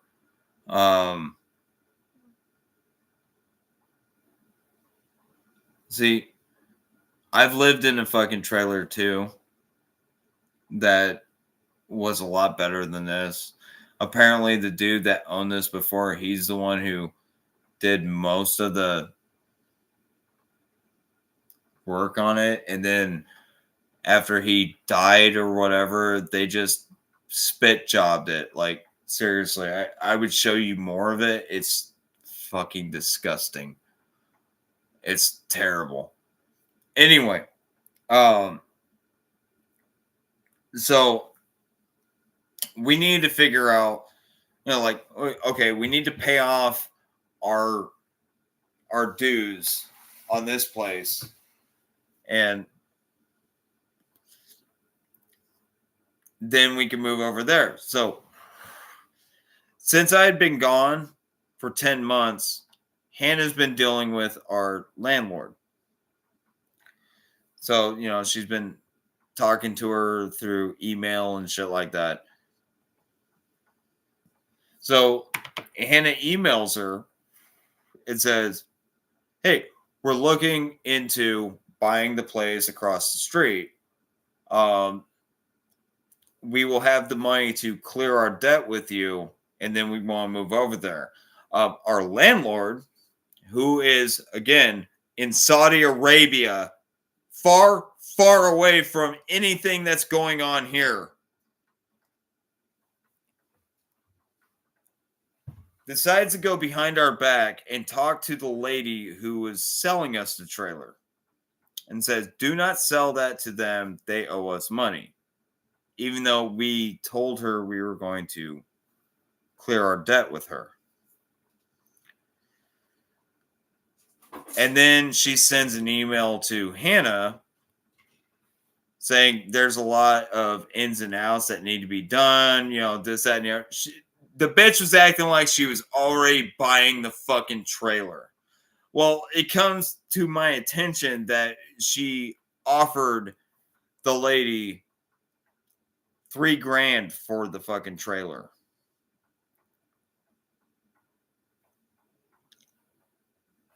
Well, the lady said, fuck you. I'm just going to move it out of your park.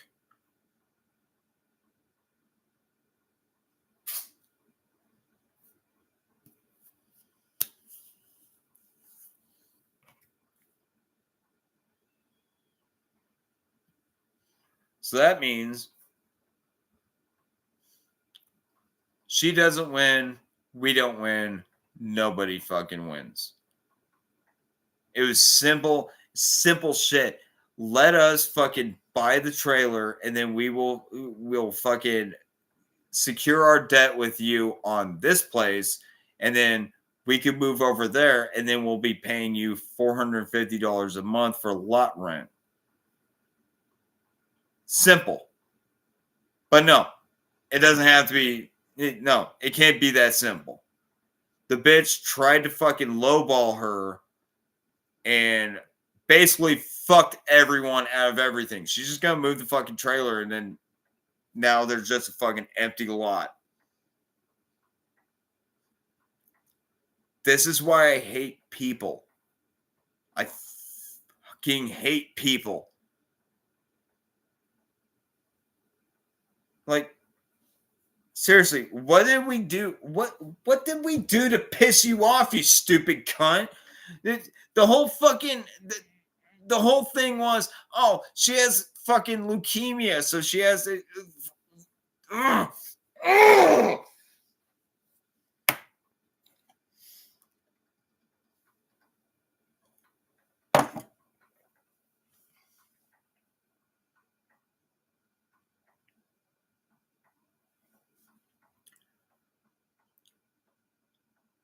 When we first heard about this, we were told that she was diagnosed with leukemia.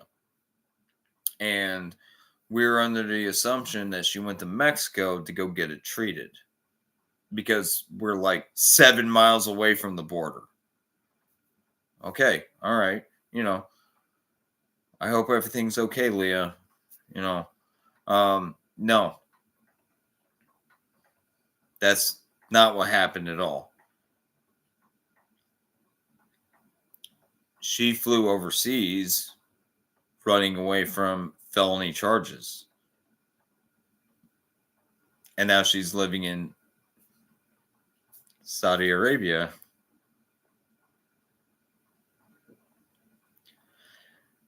And she's got us by the balls because we have nowhere else we can go.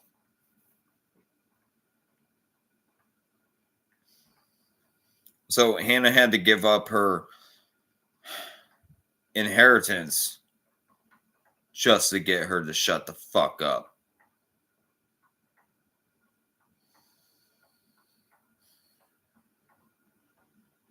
It reminds me of a time, it was 3 years ago. We were in debt to her. We got as far in debt to her as about $4,000. And this is when she was talking to me. I was the one stressing out about this shit. Like, it got bad. I was stressing really hard about this because the one thing that I want to worry about is keeping a roof over our heads. I've been homeless before. I don't want to do that again. And especially when I have somebody who fucking relies on me. I don't want that. So it was a personal point of pride that at the end of that year I cleared our debt. The next week,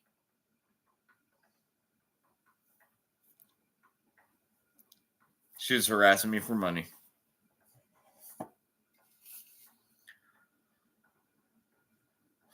It never ends. And that's why I told Hannah, we got this letter making a fucking this stupid little fucking email letter thing, making a fucking payment process. How much are you going to give us per week until the 20th of December? And Hannah just fucking broke. And she's like, you know what? Fuck it. Let's just give her the money. And I told her, I was like, you do know this changes nothing. Changes nothing. And we could sue her. We could do all that shit, but she's in another country. It's not going to amount to fucking anything.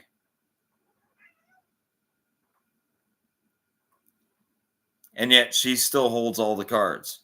We want to get buck with her. We want to get fucking angry with her. She can just kick us out. And then where are we going to go? Me, Hannah, and fucking 14 goddamn cats. Where are we going to go?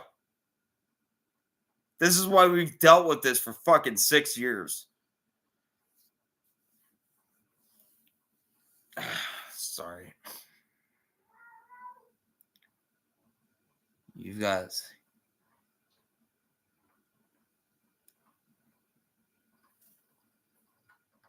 It is. You've noticed that?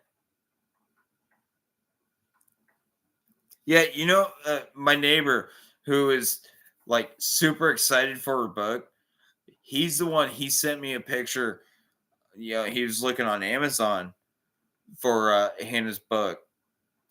And they said they were fucking out of stock. They sold out. That's what I was trying to tell her. I was like, fuck, people actually like your book. Except we went to Walmart and we were looking through the books. They don't have them there. And it's like, oh, well, we have a whole bunch of copies. Maybe we just put them there and see. Yeah, I know. They can't. Hey, they have to be in the system and blah, blah, blah. But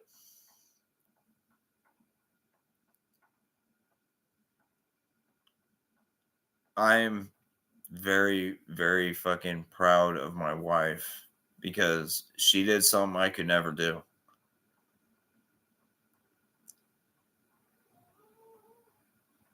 She published a book. She's a published writer. And she has the second book already ready. All she needs to do is get it published.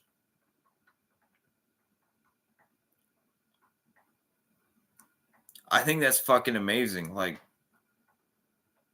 it's like with my mom back in the day, fucking she designed signs for stores in our town, Exeter, California. She designed signs for, you know, the stores there and shit like that. She worked at the fucking Exeter Sun and she did a lot of fucking artistic work there and everything. She never asked for commission or any of that bullshit. She was just happy that her art was being fucking displayed. She was being a part of something. And I think this is the same thing with Hannah. Hannah's fucking a published author. And that's fucking amazing to me. Like, I don't even know. Like, she wants to make it big and fucking get that dollar. But in the long run, honestly, you put yourself out there, bitch. And you fucking have changed people's lives with your book. That's what really matters, right?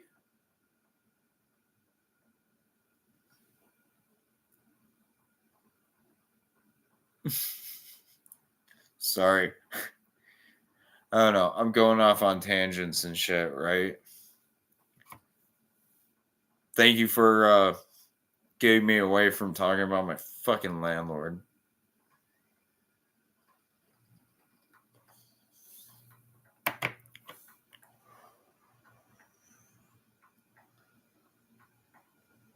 You know who I miss?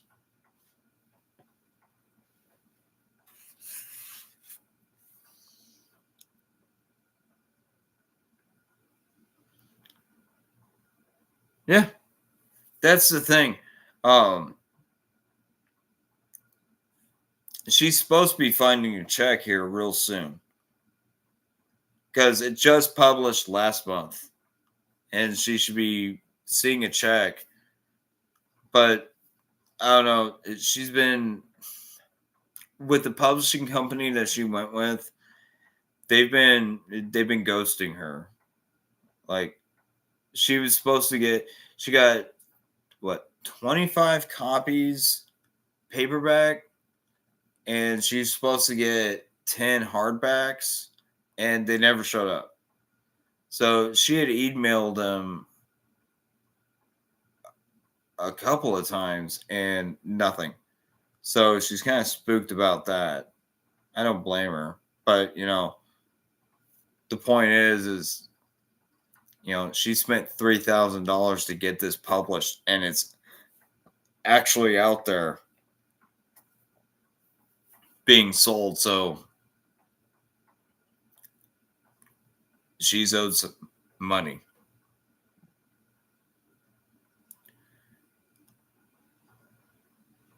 Yeah, I she's a little sketched about it. I don't blame her. I mean, in all honesty, when it comes to book writing, if they're going to be sketchy, then you can just go to another publisher.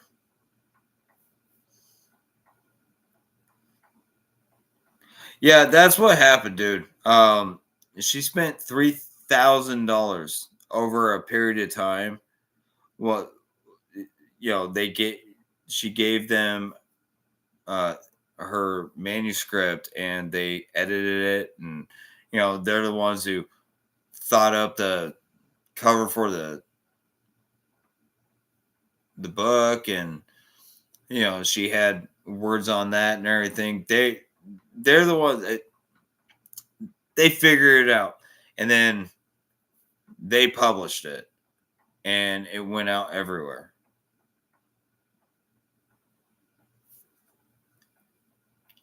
And they were trying to set her up for, like, you know, meet and greets and shit like that.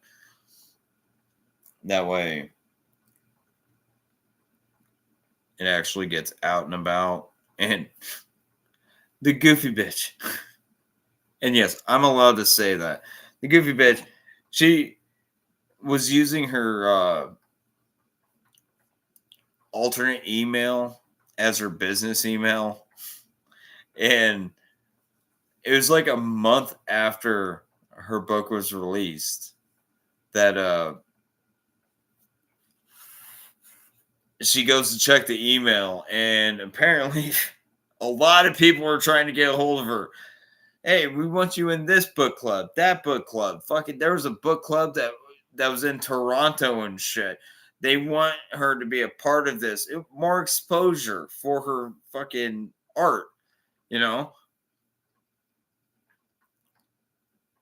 And so, but it's the fucking publisher that I'm worried about.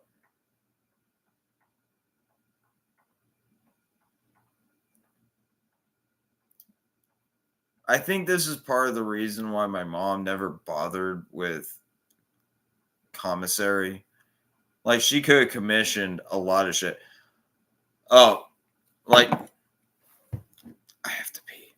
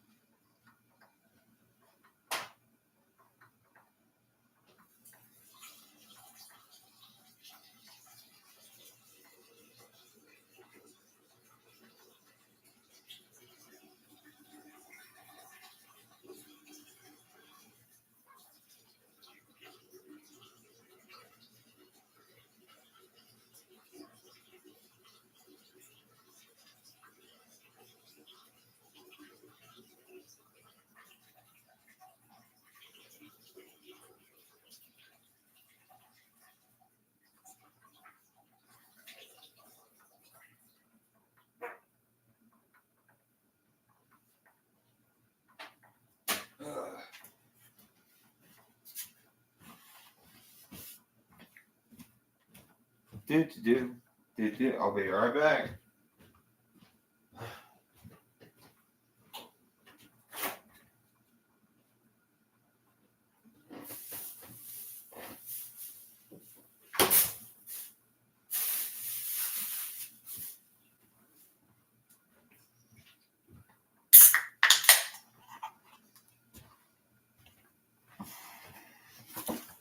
This is my last one, I swear. So, when it came to my mom, she worked at this place called the Exeter Sun. She was the darkroom editor. She was basically the one that, did all the pictures and, it for the paper itself. And she was fucking good at it. And she also did many other things. Like, she would create artwork for the paper, and she was also a photographer. She had a very, very pricey fucking camera, and she would go and take pictures of the local football games, the basketball games, all that bullshit. Because nobody else would do it. She wasn't getting paid extra for it. She's just doing it. They would ask her to do it because nobody else was willing to. And then, some local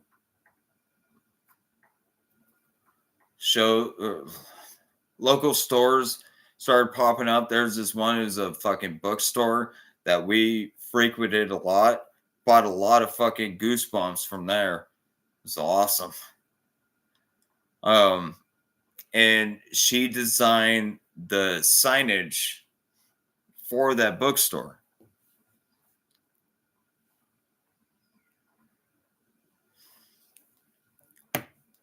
She did a lot of stuff like that.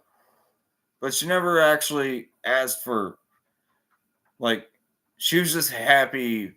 Here's a VA. She'd put her fucking initials on it. That's all she wanted.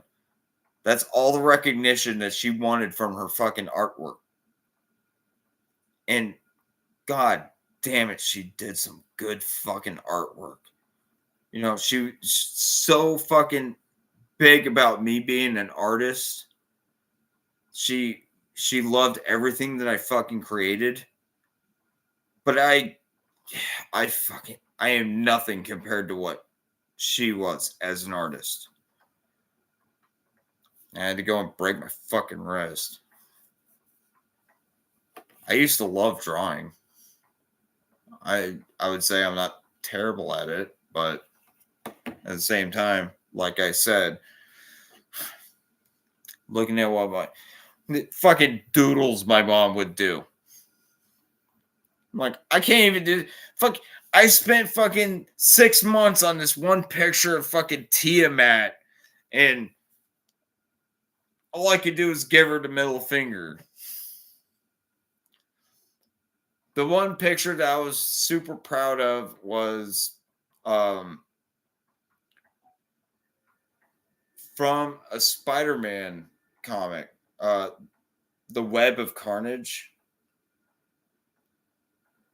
It was this full page where fucking Spider Carnage came to be. I was like, that is fucking cool. So I set that fucking comic down and I fucking drew it myself. No tracing. Just me from memory fucking doing it. And I fucking did it. Fucking great. I thought it was fantastic. But at the same time, that's not me fucking being artistic. It was me being a poser, in my opinion. And then I have Hannah. Hannah, who writes all the time. She has all these fucking awesome ideas in her head, and she's actually putting them to paper. I have all these awesome ideas and fucking all these daydreams and shit like that. But I don't put them to paper because I don't know how to fucking write like that. Eventually, it'll just be one gigantic fucking 374 fucking page paragraph.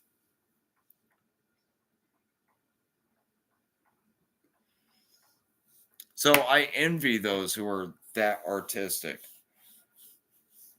I'm supposed to be that artistic. Shut up, Mom. I hear you over there. But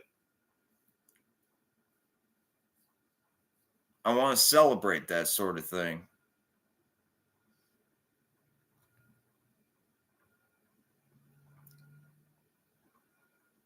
Oh, Q.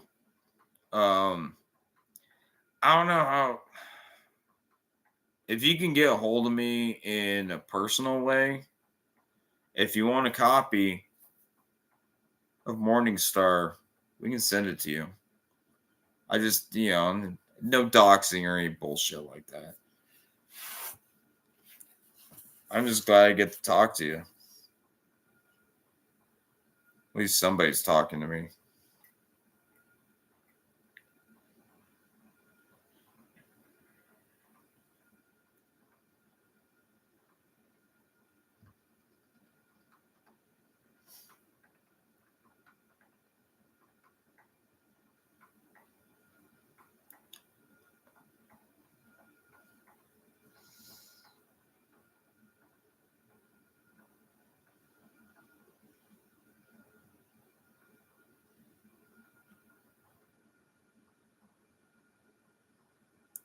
Fair enough. Yeah, that's kind of what I was thinking. Like, I don't think they're gonna screw her out of any money, but they pretty much dropped her book and walked away. Like, legally, they have to give her the money that she earns from her sales.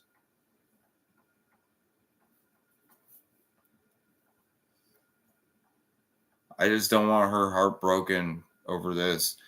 And in all honesty, she still owns the book, the property, so she could put it on anywhere and make money off of that.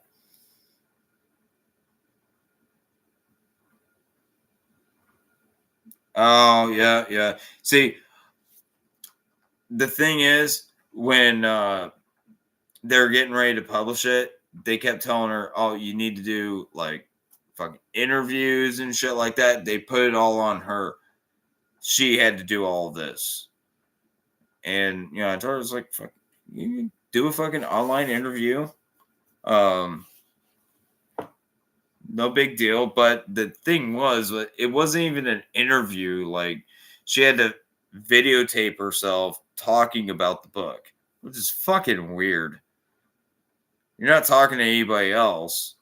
Like the first hour that I was online here, if I was talking to myself. Thank God you showed up, dude. But she had to do that, and then she had to. They put it on her to reach out to other people for more fucking exposure and shit like that. That's why if you look at my Facebook, uh, it's mine and hers. It's a funny story with that fucking. Years ago, she had her own Facebook, and she decided to deactivate it. She's done. Well, because she was sick of fucking hearing about stupid assholes. Well, now the company was pushing her to branch out to social media. She tried opening her Facebook again or starting a new one, and they wouldn't let her. No, fuck you. So I'm like, well, Hannah, I don't use my Facebook. Why don't you use that one? We can make a joint account. Well, Facebook doesn't let you have a joint account, so I had to be a little catty and say, so now on Facebook it's Andy Hannah. So Andy, yeah, I even tried to put Andy and Hannah Allen. They wouldn't let that happen. So Andy, Hannah, Allen. That's how it works, I guess. Whatever. But she needed that, and then through that, she made a business profile specifically for her book and her publishing and all this shit. And that's how people have been getting a hold of her. And now it's fucking weird. I get random fucking notifications from people I have no idea who the fuck they are. And she gets all the notifications that I get from fucking Facebook or Messenger or whatever. It's kind of incestuous. It's gross. But I can't get rid of Messenger because I actually talk to people on that thing. Not very many people, but it is what it is.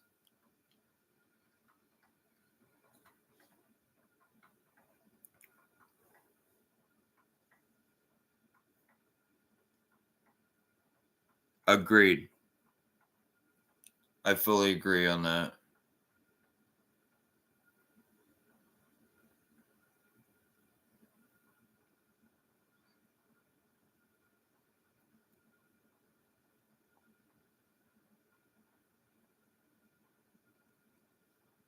F and A. I like what you're talking about. That's kind of what I was trying to tell her. It's like fucking you're basically on your own. You know, I mean, they I don't know what the legal part is, but she could sell her book elsewhere and fucking make more money. But the problem is selling it to somebody else.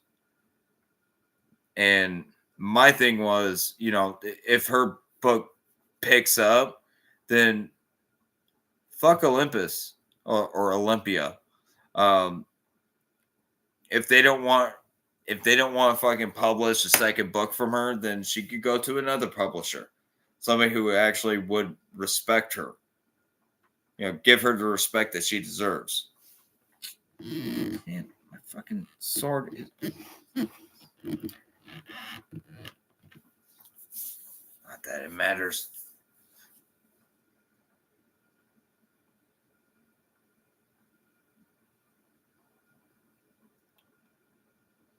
Yeah. Do it independently. I'm so with that. That's kind of what I was talking about before. Like, she could just go and release it on Wattpad or Amazon, fucking, do it digitally if that's the fucking thing. It's nice to have a fucking hard copy.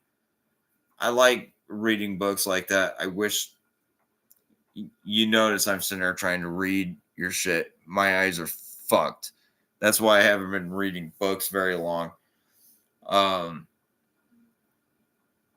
That would be in her best interest. And we were joking around, like, talking about getting her book, a fucking audiobook. And her first thought was, I would like Sinatra to, Sinatra says, to do it, because he does all those creepy pastas and shit like that, and he has a very good voice, fucking perfect. I was like, that would be awesome. That would be fucking great, especially if he can get his wife to fucking come in and do other parts. Oh yeah, but what would the commission be? Like, how much would he want for that?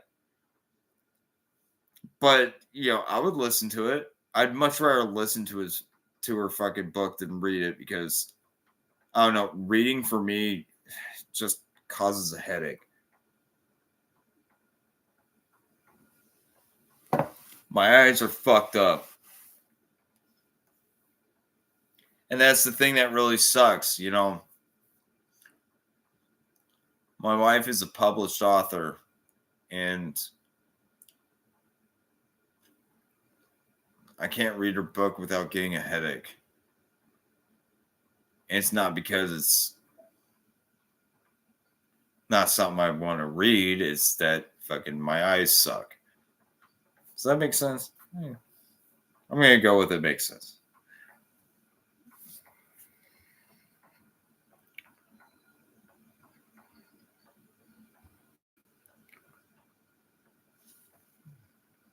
Oh, I am keeping that for the time being.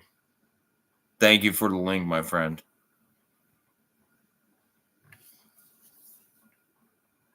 I appreciate that. Okay, it's been you and me, at least for the last hour, right? I've had one person pop in, one pop out, in and out, in and out.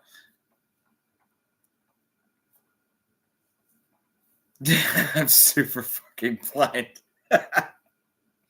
I know, like, but I have to say, when I was living with my daughter's mother, she has fucked up eyes. When she was a kid, she got bitten by a fucking Rottweiler, like tore up, and it fucked her vision up bad. And she usually wears contacts, but she does have glasses. And there was one night we were partying together and everything, and I'm like, ha, I'm gonna take your glasses. I put them on. I'm like, oh my fucking god,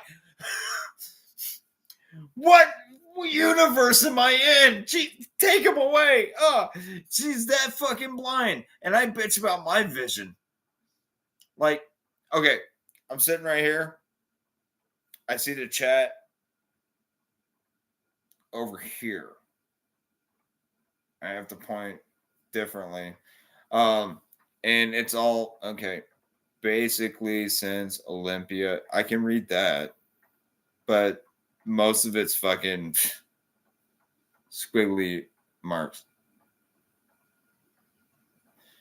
When I was a kid, when I was a baby, I had to have surgery on both my eyes because I had, in this eye, 20/80 vision.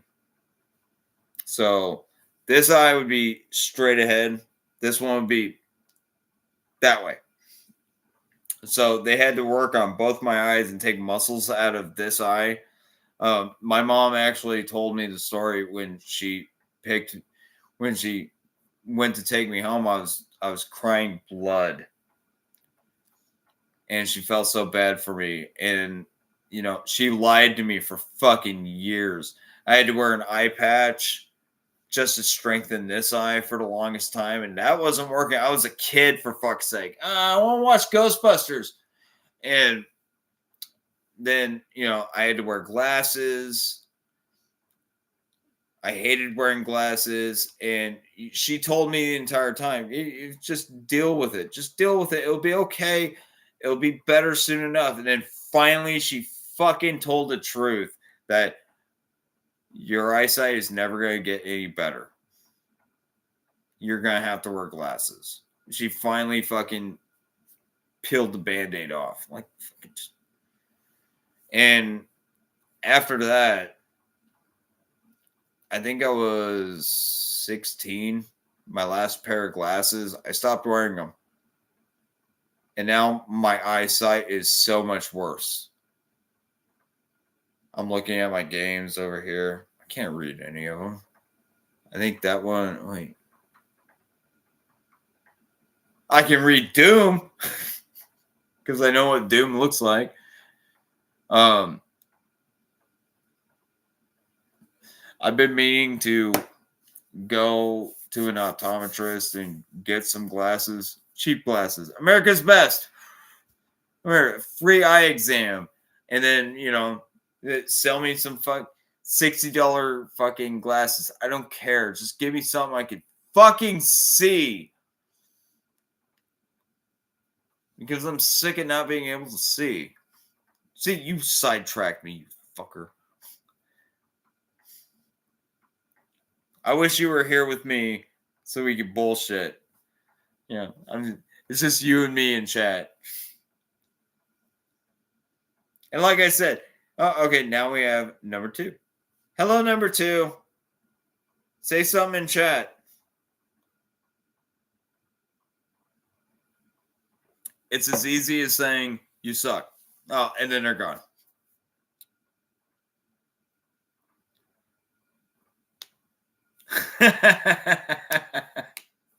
No, I'm perfectly fine with that. You diverge from the fucking emo shit I was talking about. We can talk about whatever. I don't care. That's what I want this to be. Me just bullshitting about whatever. And whatever chat has to say, i.e. you, that's what we're going to talk about. I don't want to talk about fucking emo shit. Like, I just got done. So, back to my mom thing. This is a funny story. So, my mom had died, and, I got her ashes. They're in an urn, I guess. Like, it's in a big plastic box. And I got her death certificate and doodly-doo. And, things were going south in Iowa. So, Hannah, instead of me flying back to Iowa or to Texas, Hannah rented a car and drove all the way from fucking South Texas to fucking middle Iowa. She is a fucking beast. So she comes and picks me up. And, I load my stuff in and we get ready to go. It was actually a really nice rental. I wasn't allowed to fucking vape in it. So we took a lot of fucking stops. By the way, if you ever have to go through Kentucky, just keep going. Don't stop in Kentucky. That's all I have to say about that. But before that, we stopped to go see my brother and his family. And I was smoking a bowl with him. Because he's a pothead. I'm not really a pothead anymore. I mean, if I had it, I'd probably smoke it. But anyway, we had a beer, smoked a bowl, and we were talking. And he had this karaoke cabinet, and he was talking about his dog that had just died. And he got the ashes, and he's like, yeah, my dog's ashes are right there on the karaoke cabinet. And I said, yeah, I got mom in the trunk.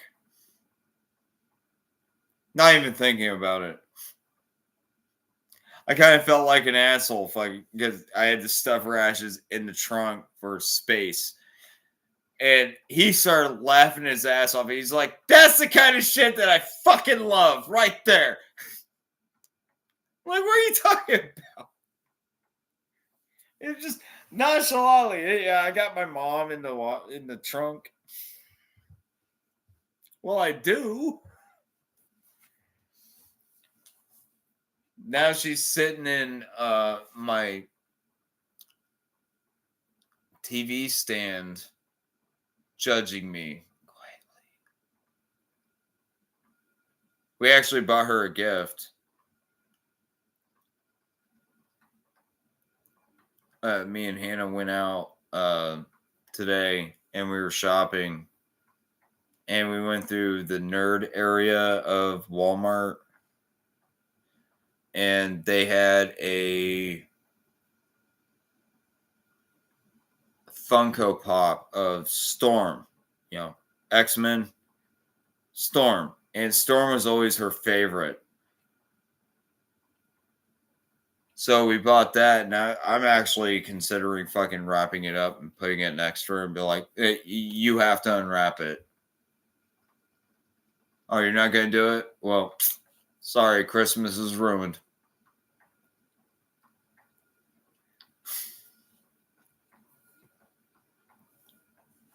A lot of people don't get that kind of fucking humor. I know you do.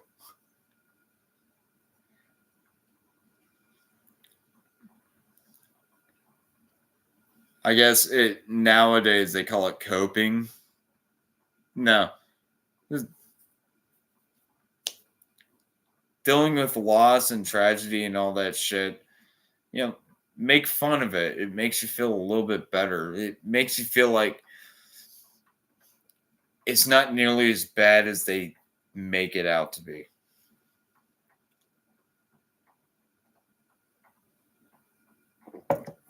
Like, my mom was the last one of her siblings to die. It was my Aunt Nancy. She was first. She died of leukemia. Then it is my Aunt Kathy.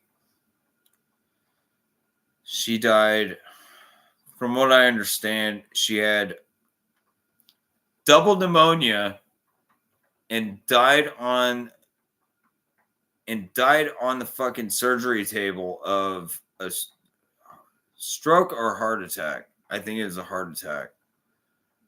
She was using meth a lot. That's a long story. And then my uncle Jeff, who died of MS.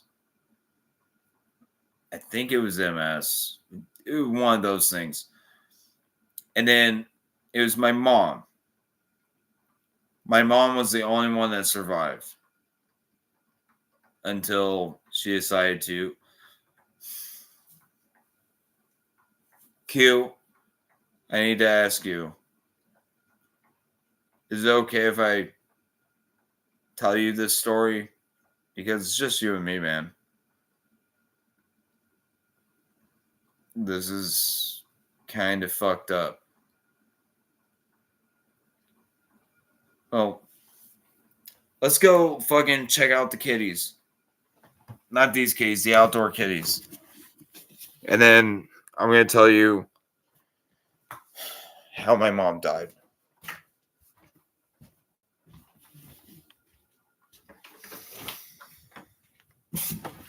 Oh my God. Hello, kitties. It's not even that cold outside. What the fuck? Hi, Coffee. I don't know if you saw him.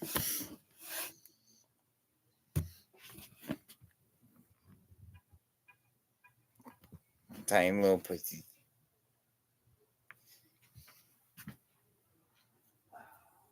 Yeah, it's actually really nice out here. Living in or southwest Texas, 7 miles from the border. And it's actually chilly. It got down to like, was it the 30s? I actually had to put sleeves on. Oh, it's that shit.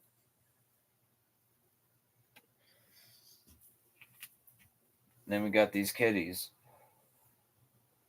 The little orange one, Hannah named him Notch because I guess in Mexico, if you get them fixed, males fixed, they'll clip their ear as a signer that they're fixed. But he's just a little dude.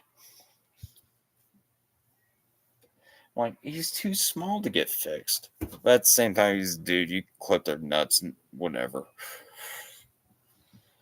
I was actually thinking about.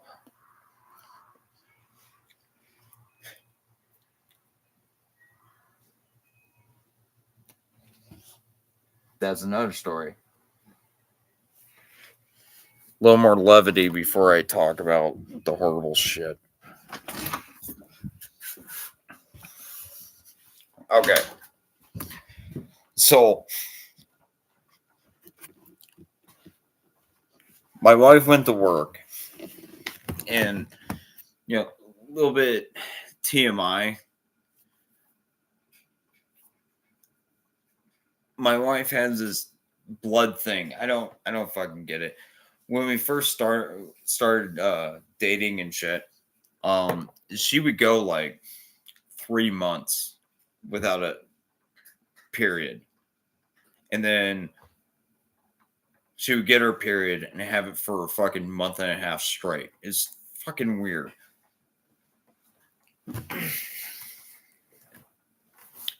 Her boyfriend actually was talking shit, or her ex-boyfriend at the time was talking shit, tried talking shit to me on Facebook, saying, oh, well, you don't have to worry about fucking impregnating her or anything. Yeah, about that.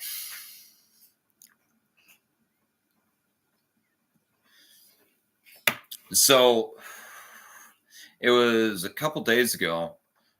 She was at work, and I don't know, I guess she was talking to her fucking coworkers or whatever, and she had mentioned that it had been a month since she had her flow, and they started giving her shit.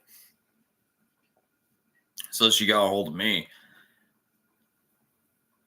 and it's like, I don't know what the fuck you're talking about. Whenever we do what we do, we're protected. But, you get that fucking fear, and oh, god damn it. Oh, what if? What if? Because we live in Texas, and there is no, like, if she's pregnant, we're fucked. We are fucked. So it's stress and stress and stress. No, she on her break, she went and bought a pregnancy test. Nope. Negative. Good. I was like, okay, yeah. So our next step is stop it. Our next step is, I was like, okay, what's cheaper? Do you get a IUD, the implant, or should I go get a vasectomy? Which I've actually been wanting to do for a while, because apparently everything I fuck gets pregnated. I'm that virile. There's a joke that somebody told me a long time ago. They're like, dude, you could be walking down the street and just fucking lock eyes with a chick on the other side of the street, and she'll be hitting you up for fucking child support within 9 months. It's like, that's not fucking funny. It's not funny at all.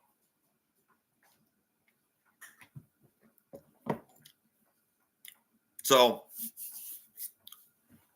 I think she's gonna look into an IUD.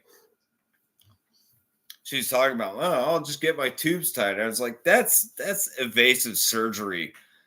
I just get my nuts chopped. I don't need to be making more people. I'm almost 42 years old, and I don't need a baby in my life. My brother, he knocked up his fucking wife a couple years ago. A beautiful little girl. Beautiful little girl. But dude, you're in your 40s. The fuck is wrong with you? Like, you're gonna go to her graduation, you're gonna be like 60. The fuck? Anyway. Okay, so that was fun part. Back to sad part. So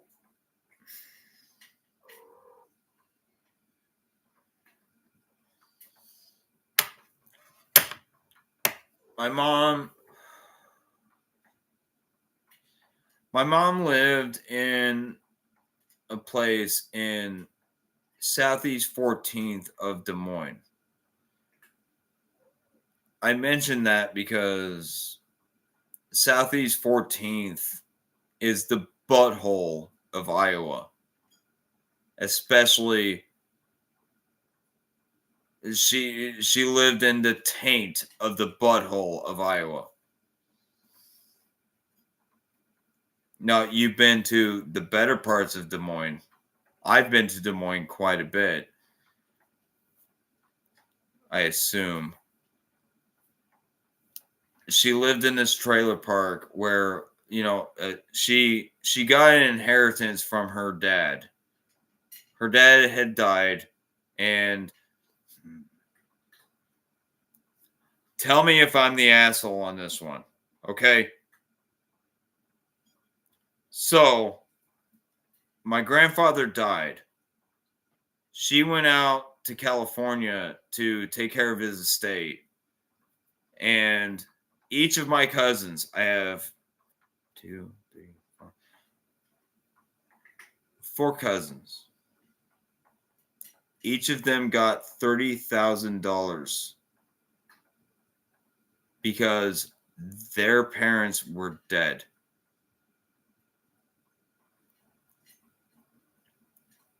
My mother got $80,000 because she was still alive. And the only reason I got any money out of it, any inheritance, was from her, and she gave me $2,000. She spent that $80,000 and bought a trailer in Southeast 14th.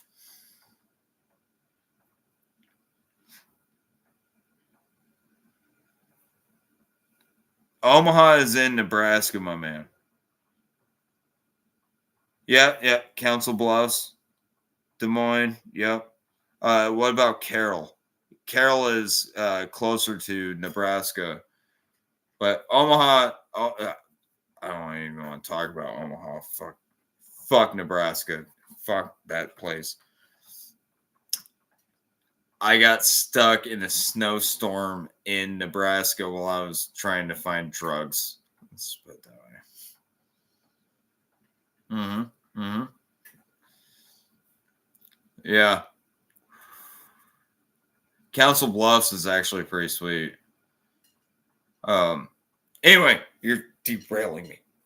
So she bought this fucking trailer. It's the first time she owned anything. I think she spent like $30,000 on this piece of shit. Like, it was in worse shape than what I'm living in right now. And she also fucking basically hobbled. She was on disability. So she was getting like $800 a month from disability, and she was living there, but she became a fucking hoarder. Why? I don't fucking know. I don't get, like, okay, I'm kind of a hoarder when it comes to cats, but she was fucking trying to save every single cat on the planet, basically. And she went dumpster diving and she was doing drugs. Yeah, and fucking she admitted to me that she was doing meth because it was around. She was drinking constantly, and I am not going to judge anyone for their drinking habits.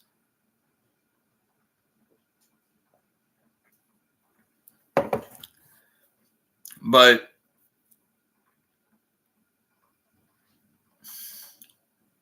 the last time I saw her and she was still on her feet and everything, before that, she had this situation where her water heater wasn't working. Okay. And she wanted to take a bath.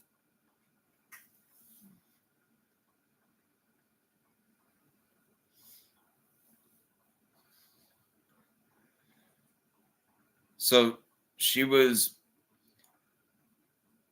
using a kettle and boiling water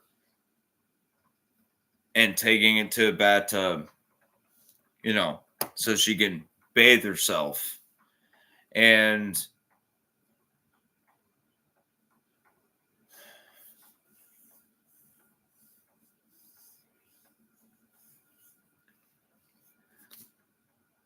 she was taking the pot of water and she tripped and spilled it all over her foot.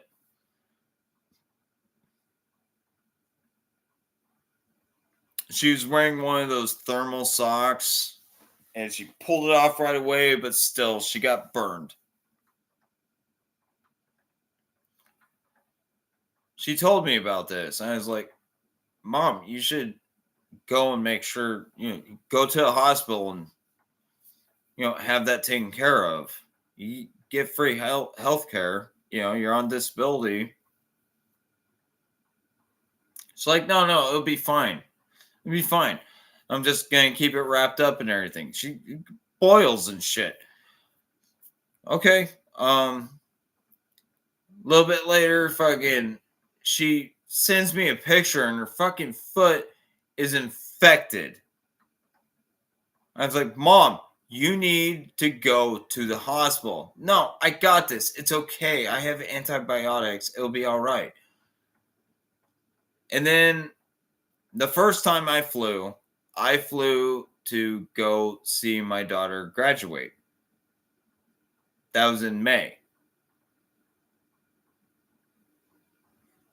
And we went to go see her, and she was hobbling. She was wearing one shoe, and then she had this fucking moccasin thing that she was wearing, fucking, and she was hobbling around on her foot.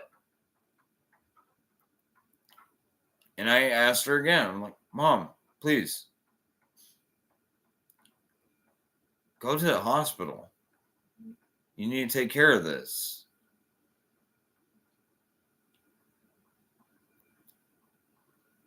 But she refused. Fucking bullheaded bitch. Well, I came back to Texas, and my thing was, I'd seen where she was living and what she was living in, and I told her, I was like, Mom, we will buy you a ticket. Just come out. Get what is most important to you, pack it up, and get on a plane. We have a house, we have a room for you. And I was even trying to tell her, because she's so fucking artistic. You can start fucking just making things and selling them on Pinterest or whatever. You can make money doing that. It will take care of you. That's all I wanted to do. And she fucking refused. And the last time I talked to her, I was like, you know what, Mom? I'm fucking done. I'm done talking to you. I'm done trying to help you. You're on your fucking own. That was the last fucking thing I said to my mom.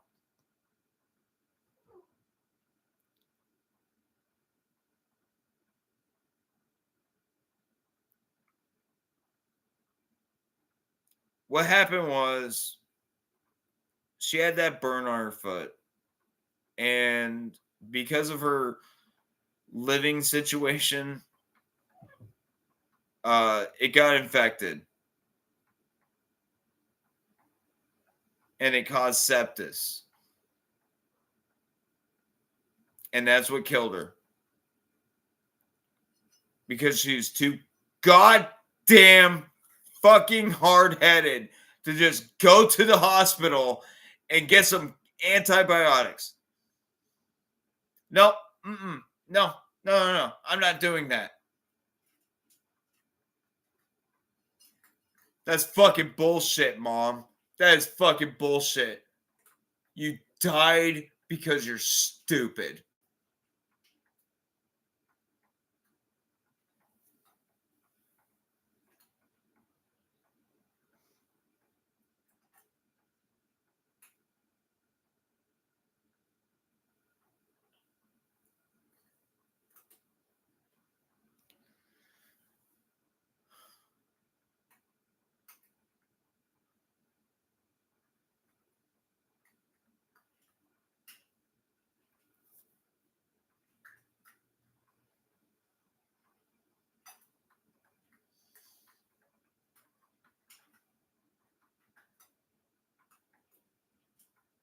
It wasn't worth it.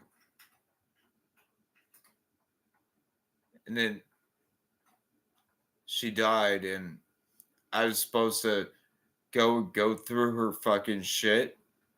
Nope. You know, she kept telling me, "Oh, I have stuff from your grandfather, you know, his fucking military uniform. How the fuck do you have that? And where the fuck is it?" No, I wasn't going back to that fucking place. I let it go. I got my mom, and that's all that matters. And now I need to go scatter her ashes in California. I don't want to go back to California. I don't want to go back to that shithole. So she gets to go hang out in my fucking. Did it say hang out with us?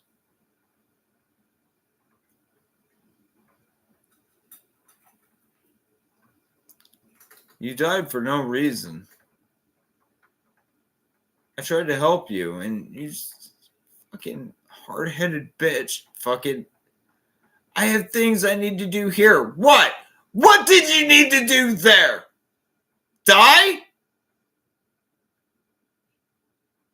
You dumb bitch! What the fuck are you talking about? You did this to me. You fucked me up.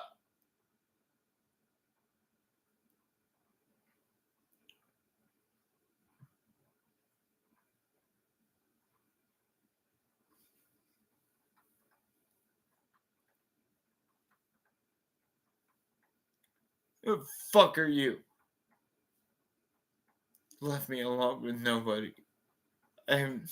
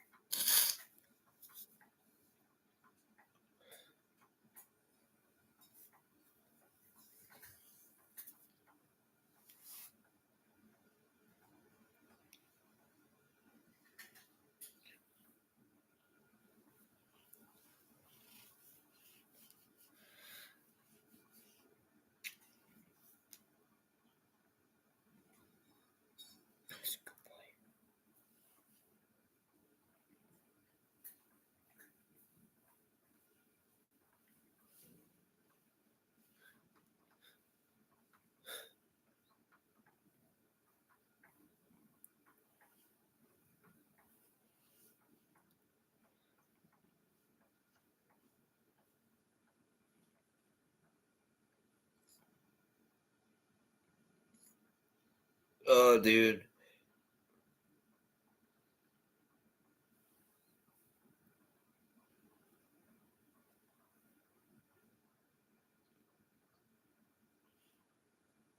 Hannah's heard more than enough about this shit. And I guess you're right. I'll wrap it up. I think you know how to get a hold of me.